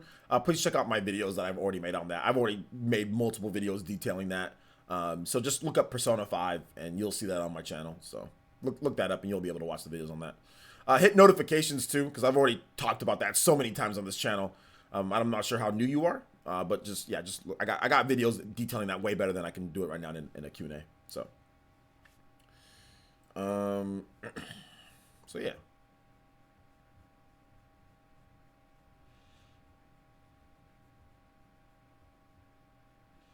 Yeah, just take care of business, Aries 73. Take care of business, and then whenever you can, you don't gotta. I mean, I think like the day one culture is pretty crazy, right? People always want to be day one.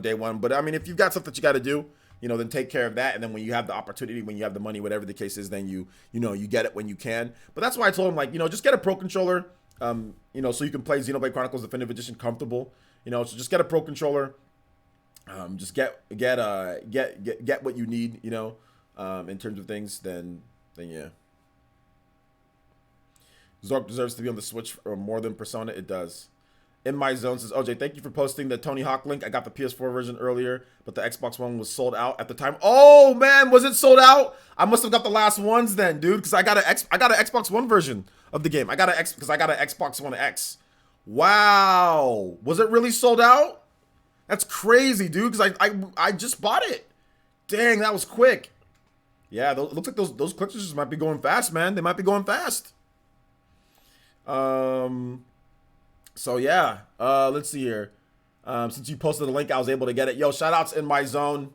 Appreciate you, man. Thank you for coming out to the streams. I appreciate that. And yeah, I'm glad that you were able to get it. That's why I said let me go. That's why I said let me go ahead and get it first, because y'all out here trying to snipe me and get my Xbox version of that game. I'll give that donation in just a bit, but y'all were trying to snipe me and undercut me, so I don't get my damn Xbox version of it. I know what y'all were trying to do. I already know what y'all were trying to do. That's why I said let me get this first. Y'all were trying to say, and then what would have happened? Oh well, you snooze, you lose, OJ. Y'all would have been like, y'all were saying, wow, yeah, wow. That's exactly what y'all were trying to do to me. Hey, can you post a link, OJ? Yeah, y'all wanted to get that before I did. Nah, I saw the link first. That's my collector's edition of Tony Hawk. I saw it first. Also, let me replay that notification. Alex Bailey. Oh, it's not popping up. It's not. Shout outs to Phil O'Rube. Phil O'Rube with the $10 donation. It says, OJ, keep doing you. Yo, Phil O'Rube, thank you for the $10 hollers. I appreciate that, man. Thank you for the support. Thank you. Let's see here. Thank you so much. Fraud. No, you're a fraud, Dank. No, you're a fraud, because that's exactly what you wanted me to do. That's exactly what y'all wanted me to do. Y'all wanted me to post the link before, because y'all know I'm streaming. You guys can go over there faster than I can, because you guys aren't streaming. You guys are watching the stream. And I've got to worry about what people are saying and stuff. That's why I was focusing on getting it done. Nah, fam. It ain't about that life. Let's see here. Oh my gosh, dude. Oh my gosh. No, the sweaty arm, the sweaty pit, dude, that has nothing to do with it. I always sweat like that. I always do. It doesn't matter. It has nothing to do with it. No matter what, I can be in a cold room and I can sweat. So no, it has nothing to do with that. Nothing to do with it. Let's see here. Xbox One version available on GameStop website. I guess it's not anymore, because somebody told me that it's already sold out. That's where we've been pre-ordering it from. So I don't know if the Xbox version is still available or not. Let me double check. Let me see.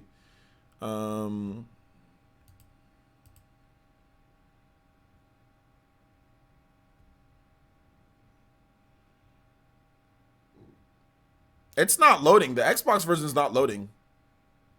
Whenever I click over to Xbox, my whole stream's not loading. Let me exit out of so many damn windows. I think GameStop's site crashed. Yeah, GameStop's site crashed. They crashed. Because Twitter and everything else is working.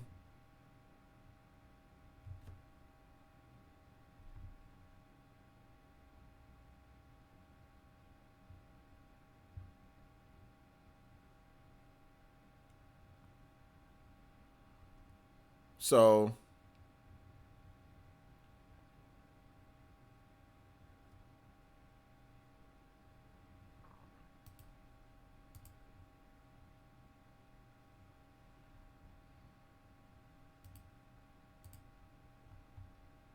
yeah, like I think their site crashed. Wait, hold up. Or did it not crash?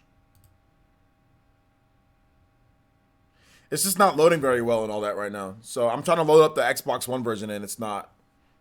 Okay. Nope. Wait, hold up. It's loading on the Xbox One version. Let's see what they say here. No, it's still available for pre-order. No, it's still available. It's just having a hard time loading. So I don't know if it's sold out. It's just having a hard time loading. But no, it's still available for pre-order. It's still available, boys. I never played a Tony Hawk game, so I don't know what the fuss is about. See, like, you're really how old are you, Pure Failure? How old are you? That just goes to show you your age right there. You're probably young. But even if you're not young, these games, if you were alive and functioning in the 1990s and the early 2000s, the Tony Hawk games were some of the greatest games ever made. Tony Hawk Pro Skater 2 is one of my favorite games of all time. It's actually in my top 10 games of all time. The reason why these games are so beloved is because, one, at that time, X Games and Tony Hawk was big. So Tony Hawk is like the Michael Jordan of the extreme games industry, the X Games industry. Tony Hawk is the Michael Jordan, is the Wayne Gretzky, is the Babe Ruth, or whatever you want to call it, Hank Aaron of extreme sports. So you had a lot of people getting into skating.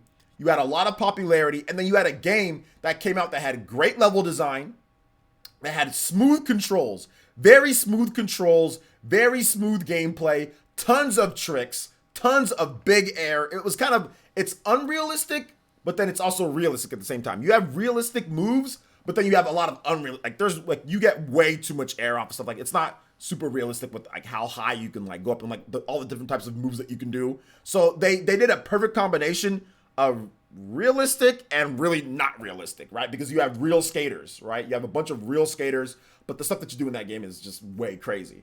So that's what makes, the game, that's what made the game really good. But really the controls is really what just fine tunes it. The game is super good, and like all the different tricks that you can do. So you combine great graphics at the time, great gameplay, great music, great controls, great levels, multiplayer. You just got a perfect storm of just awesome, man. So that's what people love about Tony Hawk.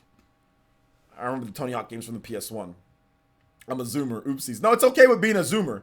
But if you like, it's fine if you've never played the games. That's fine. But if you don't know what the fuss is about the games, that means you weren't around in that era at all. That means you're super young. You're like super, super young, which is fine. There's nothing wrong with that. That's the reason why that's the reason why they're remaking or remastering these games. It's for guys like you, so you could maybe see what the fuss was about, because you weren't around in the late 90s and the early 2000s, or you weren't old enough to know what the fuss was about because you were a baby. You know what I'm saying? But I'm telling you, that type of hype that was around the Tony Hawk games, it was unlike anything that we've seen for a sports game, you know, or a type of game like that. It was crazy. People who didn't even like skateboarding were into this game. Like, it attracted people that weren't into skateboarding. It attracted people that were into skateboarding. Like, people played the heck out of it. You know, it's a great game. Great games. So yeah. I remember the Tony Hawk games for the PS1. Yeah, they started on the PS1. The first one was on PS1, and then it ended up being ported over to like Xbox, and Dreamcast, and lots of stuff like and N64. Sorry, it started with PS1 and N64, but then it came over to Dreamcast too. Then it was on Dreamcast, and then it came over to just like lots of systems, and then they kind of went on like Tony Hawk Pro Skater 2. That was amazing on the PlayStation 1. I played that on the PS1. That was so good. They just improved everything. They made the single player way better. They made way more tricks. They did way more stuff. Tony Hawk Pro Skater 2 was it was like the Mass Effect 1 to Mass Effect 2 jump, man. It was so good. Added more skaters, added more customization, added more levels, just added all sorts of stuff. There was a course creator, you know, so good. They added, I think, manuals. They added manuals. Yes. They added so manuals, like when you're on your skateboard and when somebody just goes like this, right, and like they're just like on their skateboard, like they're on like on their front wheels or on their the front wheels or the back wheels. That's what a manual is, right? And they added the ability to extend your combo, because in Tony Hawk 1, this is all combo based too. The more combos that you do, the more points that you get without falling. So what they did is that after you do a trick, you can press down up. I think it's down up for a manual, for a regular manual, and then it's up down for a nose manual. All right. So in real life, nose manuals are harder than regular manuals because you're balancing the front instead of the back.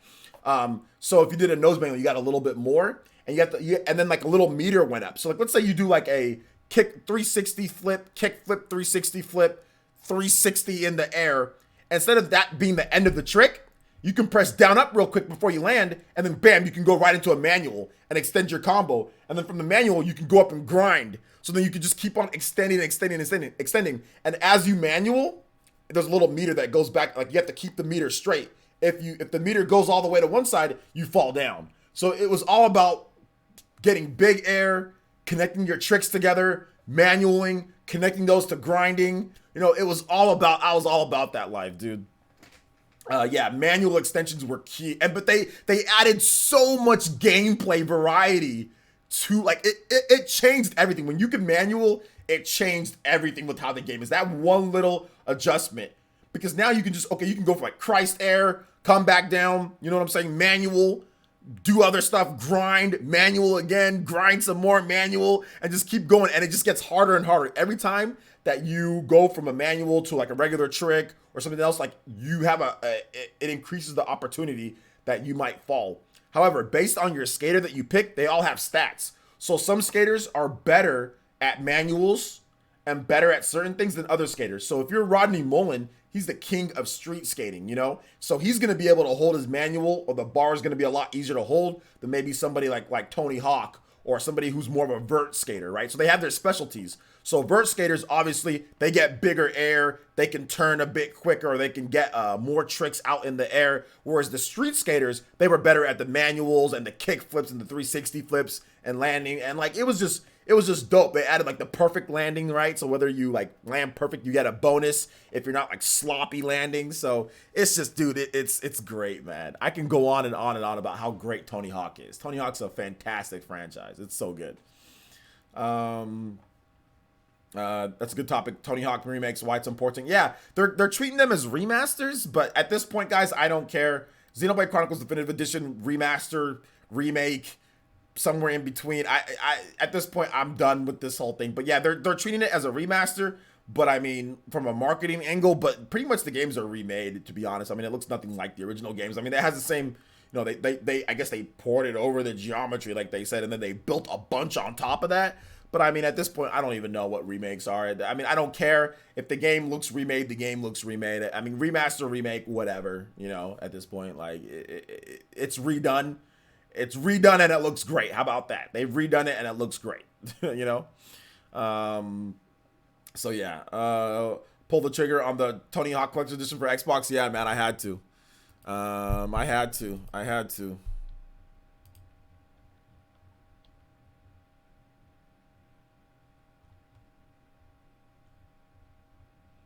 I had to. Also, if you're looking for a Switch, Switches are in stock at GameStop. So if you haven't bought a Switch yet and you're looking for one, Switches are in stock at GameStop.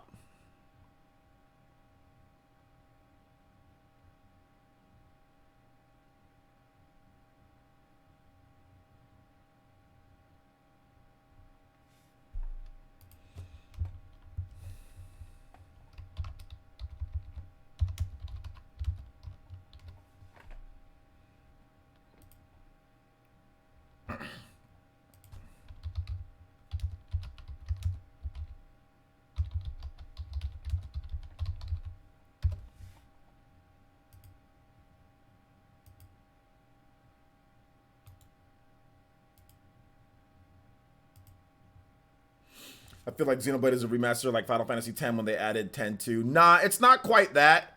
That's not really quite it. 10-2 is a new. That's 10-2 isn't a remaster. That's not a remaster. 10-2 isn't a remaster. 10-2 is a brand new epilogue. They took the same models, the same thing, the same everything, and they just did that. They didn't really improve the graphics from 10 to 10-2. The game actually looks the same. The models are pretty much the same. They just changed their outfits. But pretty much the models are the same. So it's not quite that because the models look the same. Xenoblade, they're treating it, marketing-wise, they're treating it as a remaster. But Xenoblade definitely has some more remake-y type of stuff in there. The models are completely different. So it's not quite the same as Final Fantasy X to 10-2. Not quite like that. It's more in the line of maybe somewhere like Crash Bandicoot, but not quite the extent of Crash Bandicoot either, because they lost the source code for that and they remade everything. But kind of more in line with that, because there is a bunch of stuff that's remade and added geometry. But 10 to 10-2, that's just basically the same. 10-2 is a extension. It's a new game. It's a brand new game. If you mean 10-2 that they brought it to the Switch or 10-2 HD, it's not quite that either, because what they did is they basically just ported over the source code and then they just made it HD. But even they even have that running on the PS Vita, you know, and called it, I guess, HD, even though that system's not really HD. So it's not quite that, but definitely there is some similarities, right? So they're taking, you know, what they had and then up-resing them and stuff like that. So there definitely is some similarities. So I don't have a problem with somebody at this point now. I don't have a problem with somebody saying that, but it's a little bit more because there wasn't any remade models with 10-2, 10 and 10-2 HD. On the Switch, there wasn't the models weren't remade. They're the same models that were on the PS2, just up-resed, you know. But whereas with Xenoblade, literally completely remade models and completely added a lot of different geometry to areas and locations and stuff like that. So a little bit different, but there is like enemies up-res and stuff like that. So yeah. I also heard that Square Enix intentionally deleted Final Fantasy VII or Final Fantasy VIII code. I doubt it. Yeah, I don't think they intentionally deleted it. Whenever a company loses source code, it's not intentional. What's up, Chance? How's it going, man? Welcome to the stream.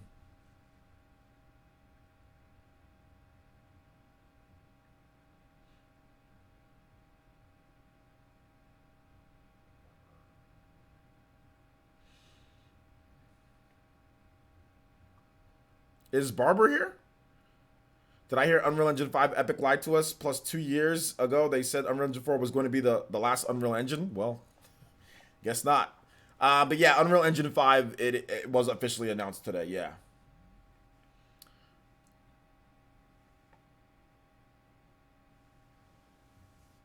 Listen, yeah, it's closer, but way better to what they did with 8. To be honest, here's the thing with 8. This is the reason why this is marketing terms, guys. You know, this is the reason why 8 is a remake because 8 they lost the source code, right? So they actually remade 8. They just remade the game. It's pretty much exactly like the original game, but obviously the graphics are better. But it's a weird. The game looks weird graphically, right? It's not quite. It's like a PS2 game graphic, like a really nice quality PS2 game graphically, maybe, you know, or like maybe somewhere in between like a PS2 and like a original Xbox, or maybe a little bit somewhere in between a PS2 and a 360, maybe like somewhere like on the lower end of that. So the game was remade because they did lose the source code from what I've researched. So the game isn't necessarily ported over. It's not really remastered from what they had. They actually just remade the game. So it is a remake, but they called it remastered just because, I guess because the graphics weren't enough of an upgrade, or what people would think. Or some developers think when you remake something, you literally remake absolutely every single thing within the game is completely remade towards different. Some people think that, but then other people think that, oh, well, no, a remake is just, you know, when you remake everything from scratch. It can be the same game, but you just remake it from scratch, you know? So it's really more of just how you want to market the game. You know, some developers, if they want it to feel like it's like the original game and there's not many changes, then they'll just say, oh, well, we'll just call it a remaster, even if they completely remake the game. So, for example, Tony Hawk and, you know, or not Tony Hawk, for example, Crash Bandicoot, that game was completely remade, but they just marketed it as remasters because it's not really a thing to them. They don't care. Like, a lot of developers don't care about the remake, remaster, like, they don't care. They just... It's just the game. The game is the most important thing. They don't care about that because it becomes a slippery slope if people start saying, oh, what makes it a remake over this or that? So that's what I've learned with my time with Xenoblade Chronicles. That's what I've learned with my time with researching more of what Crash Bandicoot and some of these other games, like in terms of marketing. It's really just more of marketing terms. And at this point, you know, you can make your own decision. If you want to call a game a remake because it's a remake, or you feel that they've remade enough, go ahead and call it that. If you want to call it a remaster, go ahead and call it whatever you want at this point. By the way, collection for Switch listing isn't. By the way, the Switch listing isn't available on GameStop. What do you mean by that? The Switch listing isn't. Well, I saw a link on CheapED. CheapED posted it. Yeah, I've played SSS Tricky. It's cool. My 3 games hope to get a remake for now: Bravely Default, Valkyria Chronicles 2, and Valkyria Chronicles 3. Yeah. Oof, you're gonna have to roll a lucky 7s to get those 3 games. Let's see here. Yeah, exactly. Remake, better graphics, just like 8. Well, but way better. A remake with lots of new elements. The UI, of course, it's the new chapter. Way better. Yeah, I mean, I don't know, man. At this point, man, I'm good. I think I'm out of the whole going one way. I'm done. I'm done. Sorry, I missed talk from earlier about the tech demo. Was this a demo similar to how Hellblade 2 cinematic trailer was it in engine, or was it legit gameplay? It was a tech demo that they were playing, so it's not a real game. But they were apparently, it was gameplay. They were playing the game because there was button prompts, but we didn't see somebody playing the game. So maybe they were playing it, maybe they weren't. But yeah, they had button prompts of like X and circle or whatever, like, you know, PlayStation button prompts. So they did say that it was gameplay though. This is what you can expect, you know, people taking advantage of all the latest Unreal Engine 5 tech, you know? So yeah, games are going to look great. Games are going to perform awesome. You know, Unreal Engine 5 is going to be available on current generation, next generation mobile platforms. So, but the highest end platforms are going to be able to use all the great stuff.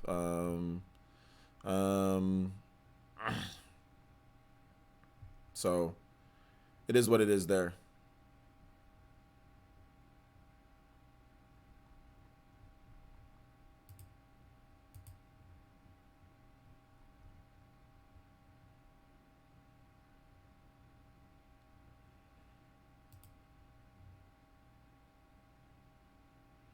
This video contains content from that was, oh man, yeah, the summer game.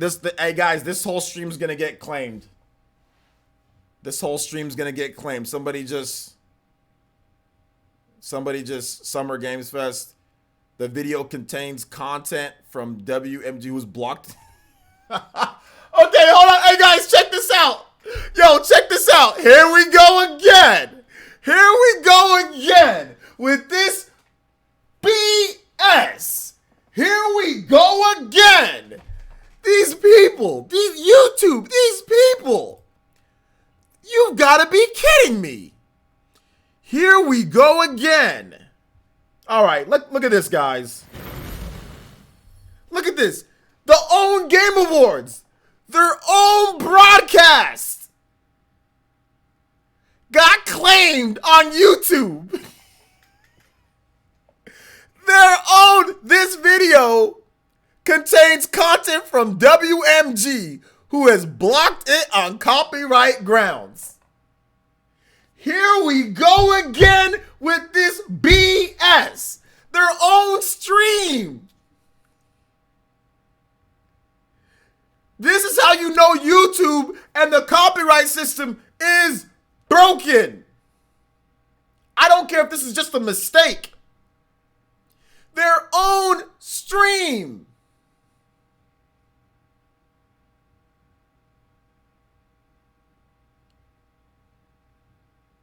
Here we go again.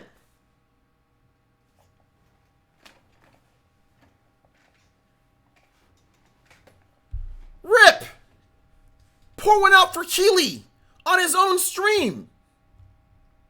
They can issue a copyright strike. You know that, by the way, right? If WMG wanted to copyright strike here, this could be a strike. I might get a strike. I'm going to delete this. This will be deletus maximus. If I might have already gotten one. Let me check. Oh, here we. Oh my God. Let me check. Oh my God. Let me check my stuff real quick.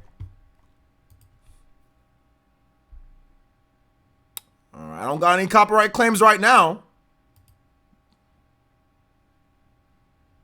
I'm gonna delete my own VOD. Streamus deletus. Hell yeah, I'm deleting it. I'm deleting it.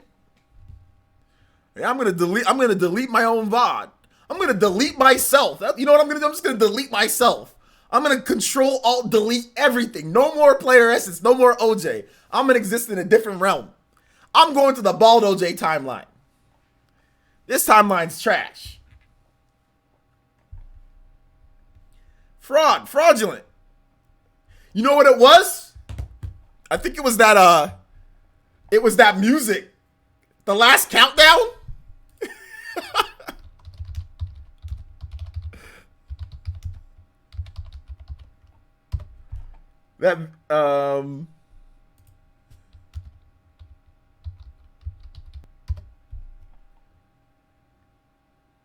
It was that the final countdown? Yeah, I didn't you know what I'm saying? I didn't play that crap. But no, I don't think it's the name of the stream. It was that music. It was the final countdown music. That's what got him because WMG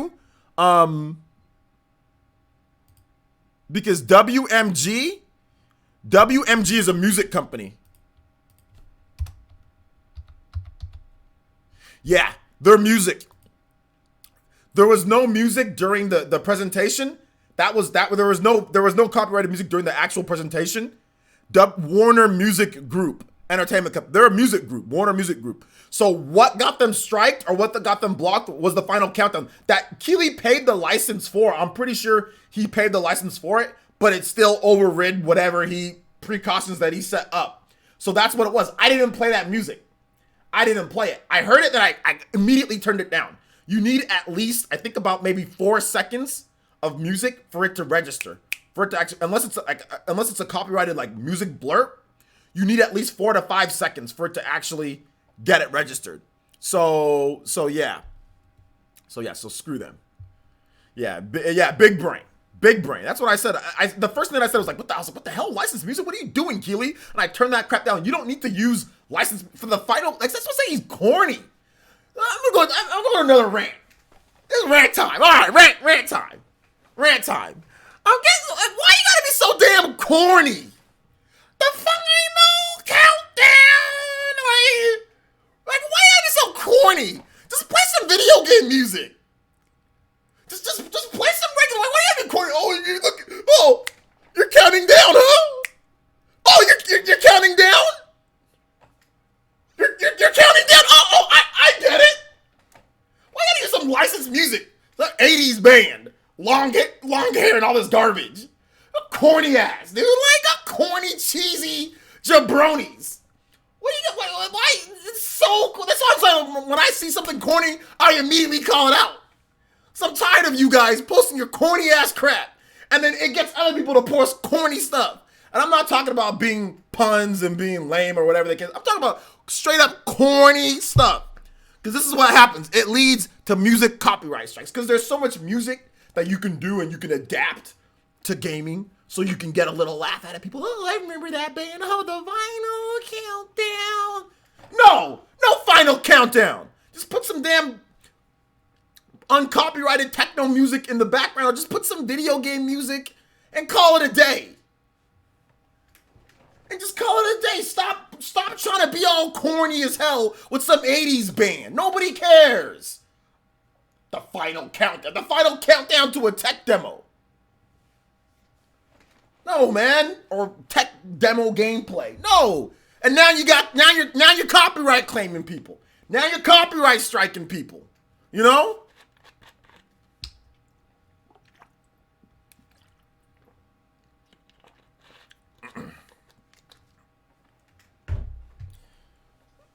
They can just buy B-roll music that doesn't have a widely popular silly songs. They can just, there's tons of uncopyrighted video game music that they can use. Anything from Nintendo is okay. Anything, there's so many different video game music that you can use. You can use Halo, you can use Mass Effect, you can use so much different video game music. Like, you can use all that stuff if you want to. You know, they should have just used something else. It's so stupid. You know? Anyway, yeah, it's a stupid cheese. Yeah, it's corny. You know, like it's like, really, the Final Countdown? Oh, because there's a countdown. Like that's just, you can just tell. Like I said, I like Keeley, but that's corny. He's showing his age. I bet he's the one who thought that was cool. He's the only one who thought that was cool. There's nobody else that thought, oh, they're playing the Final Countdown. Like, come on. Nobody thought that was cool. And if you did think that was cool, that's fine. That's fine. If you think that's cool, that's fine. I have no problem with that. That's your opinion. But my opinion is that it's corny. My opinion is that it's corny as hell. I love 80s music. No, don't get me wrong. I'm a big fan of 80s. I love Michael Jackson. I love 80s bands. But it's a video game event in 2020. You know?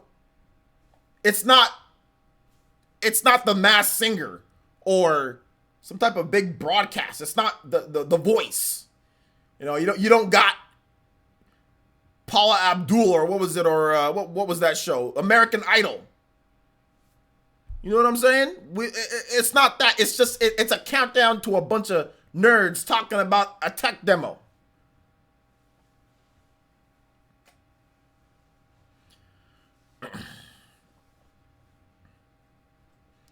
Going on 40 years for, yeah, that's true. If you were born in 1980, then you're turning 40 this year.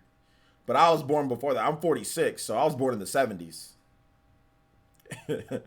To be exact, I was born in 1974. To be exact.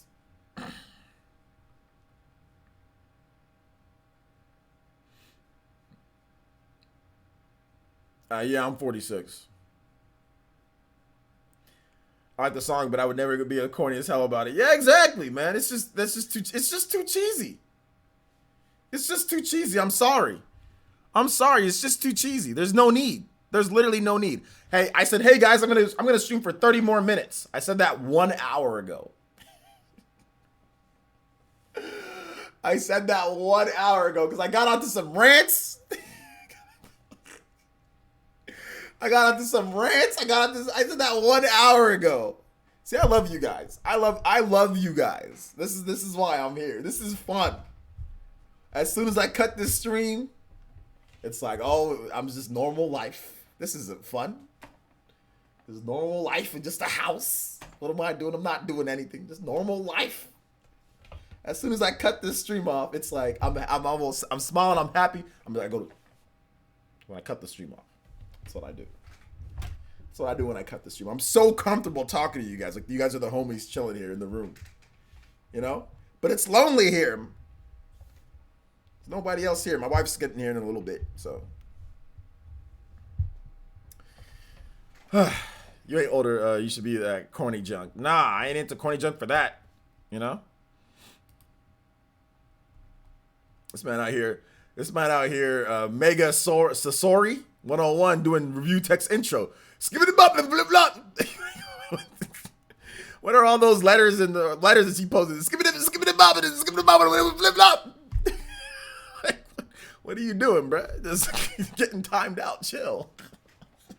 Shout out to review tech, man. That guy's awesome. Skip it up, flip flop. We should all live in OJ's California after this virus crap is over. Nah, you don't want to live here, man. The taxes, they come as soon as you step foot in California. Somebody's just gonna say, "Hey, you've been taxed." It's like, read all about it. Read all about it. Get your taxes, taxes, taxes, taxes. Hear ye, taxes. Hey y'all, read all about it. Hear ye, taxes for you, and you get a tax. Oprah, and you get a tax, and you get a tax. And you get a tax. Oh, visit not living Cali. They'll still tax you for visiting. Anytime you buy something, you buy a bottle of water. Oh, you get that nice plastic tax. It doesn't matter. You buy something, taxed. You rent something, taxed. Lots of stuff is taxed here. There's lots of stuff that's taxed. Trust me. You won't leave You won't visit California without getting extra tax for something. It's impossible. That's why California got so much money, because they be taxing the hell out of people. You know what I'm saying? That's why California's got so much stuff, because they tax people like crazy. But I will admit, the roads in California are usually always nice. Some of y'all y'all ghetto neighborhoods, you guys' roads are like, in some of the other places that don't have the tax, you guys' roads are trash. Y'all out here living like it's a third world country in some of the ghetto neighborhoods and other places. I will admit, here in California, even ghetto neighborhoods got nice paved roadways and stuff like that. And a lot of ghetto, because like the taxes, the city taxes and all that, they do take care of it. But other stuff they don't take care of though. But the buses are nice here. I mean, there's a lot of taxes, but you ain't visiting California and not paying some type of tax when your butt is here. It's impossible. They'll put extra tax for a water bottle. You'll pay a little bit more here than you do there. Or let's say you wanted a video game. Extra state tax on top of a video game. So, for example, where John lives, it's $59.99 for a video game, right? It's just $59.99. Or even where my friend Jimmy Butterworth lives in like Pittsburgh, it's like $62 for a video game. Here, it's like $65 for a video game with the tax. So let's just say you wanted to buy a game when you were here. A game was coming out. You wanted to buy a game. They'll tax you for that, which people have done before. They come here, they're visiting. The game comes out. They just buy the game here. You're gonna get taxed for that. You're gonna get taxed for that. No. You don't leave here without that. You don't leave California without getting taxed, even for visiting.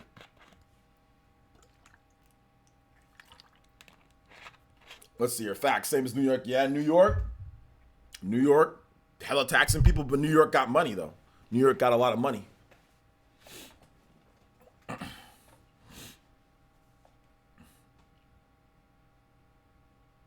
But Florida doesn't have state tax, though. Pure failure. If you live in Florida, I mean, you mean a toll booth? California got toll. Like, if you're trying to go to San Francisco, you got to pay tolls. But Florida doesn't have state tax. Florida, it's much better to live. It's good because Florida doesn't. I mean, I wouldn't want to live in Florida, but they don't have state. Texas and Florida, those are the two states where the housing market's good. You can get big, nice houses for good prices, and there's no state tax in those places either. There's no state tax in other places too, but the housing market might be a little bit more expensive. But Texas is very good for that.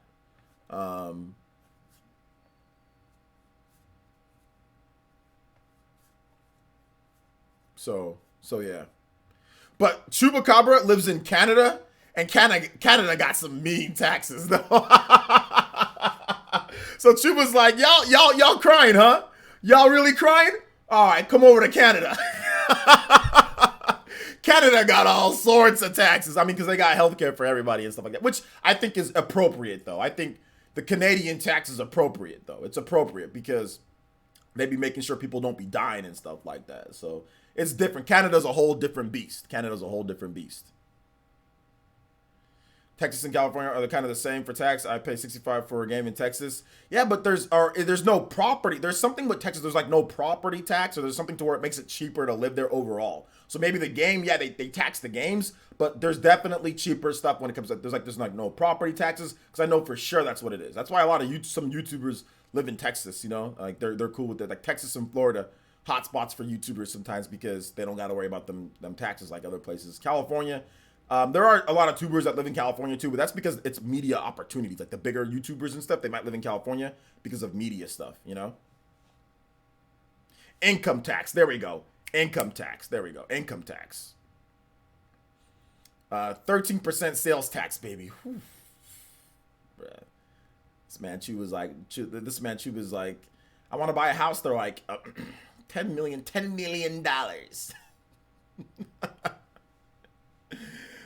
million for $1 billion. Ludacris comes out for $1 billion. Oh my gosh, dude.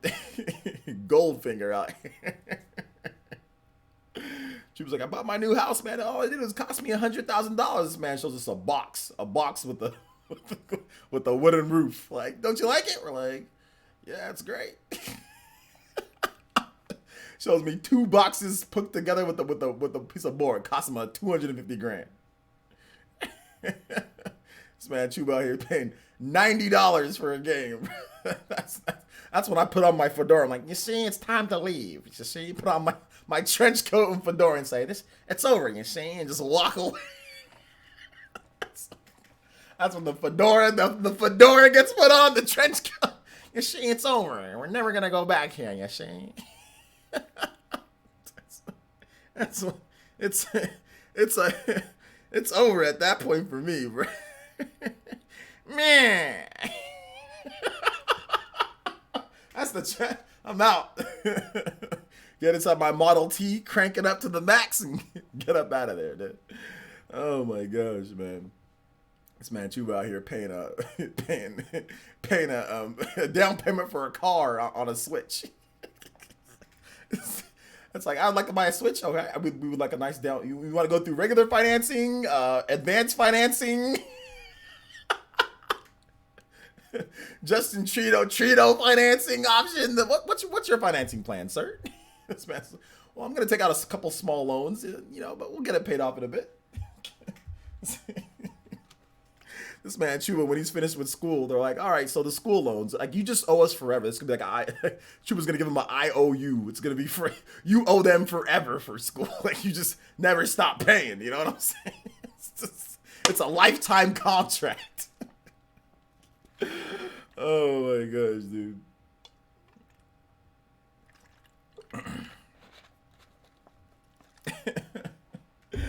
All right, guys. I think we're done here. Thank you guys so much for watching. Shout outs to all the viewers. We averaged over 200 viewers throughout the whole stream. Please make sure you guys check out my latest video on the channel. I talk about Xenoblade Chronicles, Future Connected, Xenoblade Chronicles Definitive Edition, Future Connected. I got some first exclusive look at the gameplay. It's a great game. It's gonna be awesome. So make sure you guys check it out. Here is the video. Please watch it. Also, yesterday's video. If you've already seen that Future Connected video, please make sure you check out yesterday's video. Looks like that one's gonna get to 10K eventually for 2020 games. So if you want to know more about the 2020 games lineup, I think David was asking about that earlier. Check out this next video. So my first link is for the Future Connected video, Xenoblade. The second link is for the 2020 Switch games. So surprise 2020 Switch games. So check out those videos if you haven't already done so. So thank you guys so much for watching. Thank you guys so much for the Elite Ninja. Thank you for all the new subscriptions and donations. I appreciate you guys. All right. And we'll see you guys back later. I finished with streaming pretty early, so I'm pretty sure that I'll stream again tonight. We got Zork and something else. I'm kind of having a little bit of a headache, so hopefully the headache goes away. But if not, I might take the rest of the day off and we'll do Zork later. we'll do Zork like maybe before Smash or something like that, or I don't know. We'll do both. But yeah, I kind of have a little bit of a headache. I didn't get much sleep, so I think I'm gonna get some rest. I'm gonna buy some breakfast, buy some food, and then I'll get back to you guys. All right. So we'll see you guys later. But we should have a stream later today. I don't know exactly when, but we should have a stream. Just follow me on Twitter. Hit notifications. Subscribe, all that good stuff, and we'll see you guys for the next one. All right, guys. Bye. Shout outs to everybody who supported. Seriously, all the Roundtable Ninja, Frank, Top Stream Ninja, everybody that supported, everybody that's Elite Ninjas. I appreciate you guys. Fairy Tiger, Dre, everybody, man. Thank you guys so much. Nillis, some dude, TC, Eric P. Thank you guys so much. Juice Man Vaughn. Thank you. Abaddon, Bahamut. Thank you so much, man. Kitsune, David Valdez. Thank you guys so much for everything. Jonathan B. I appreciate you guys. All right, man. Thank you. All right, so we'll see you guys for the next one. Bye-bye.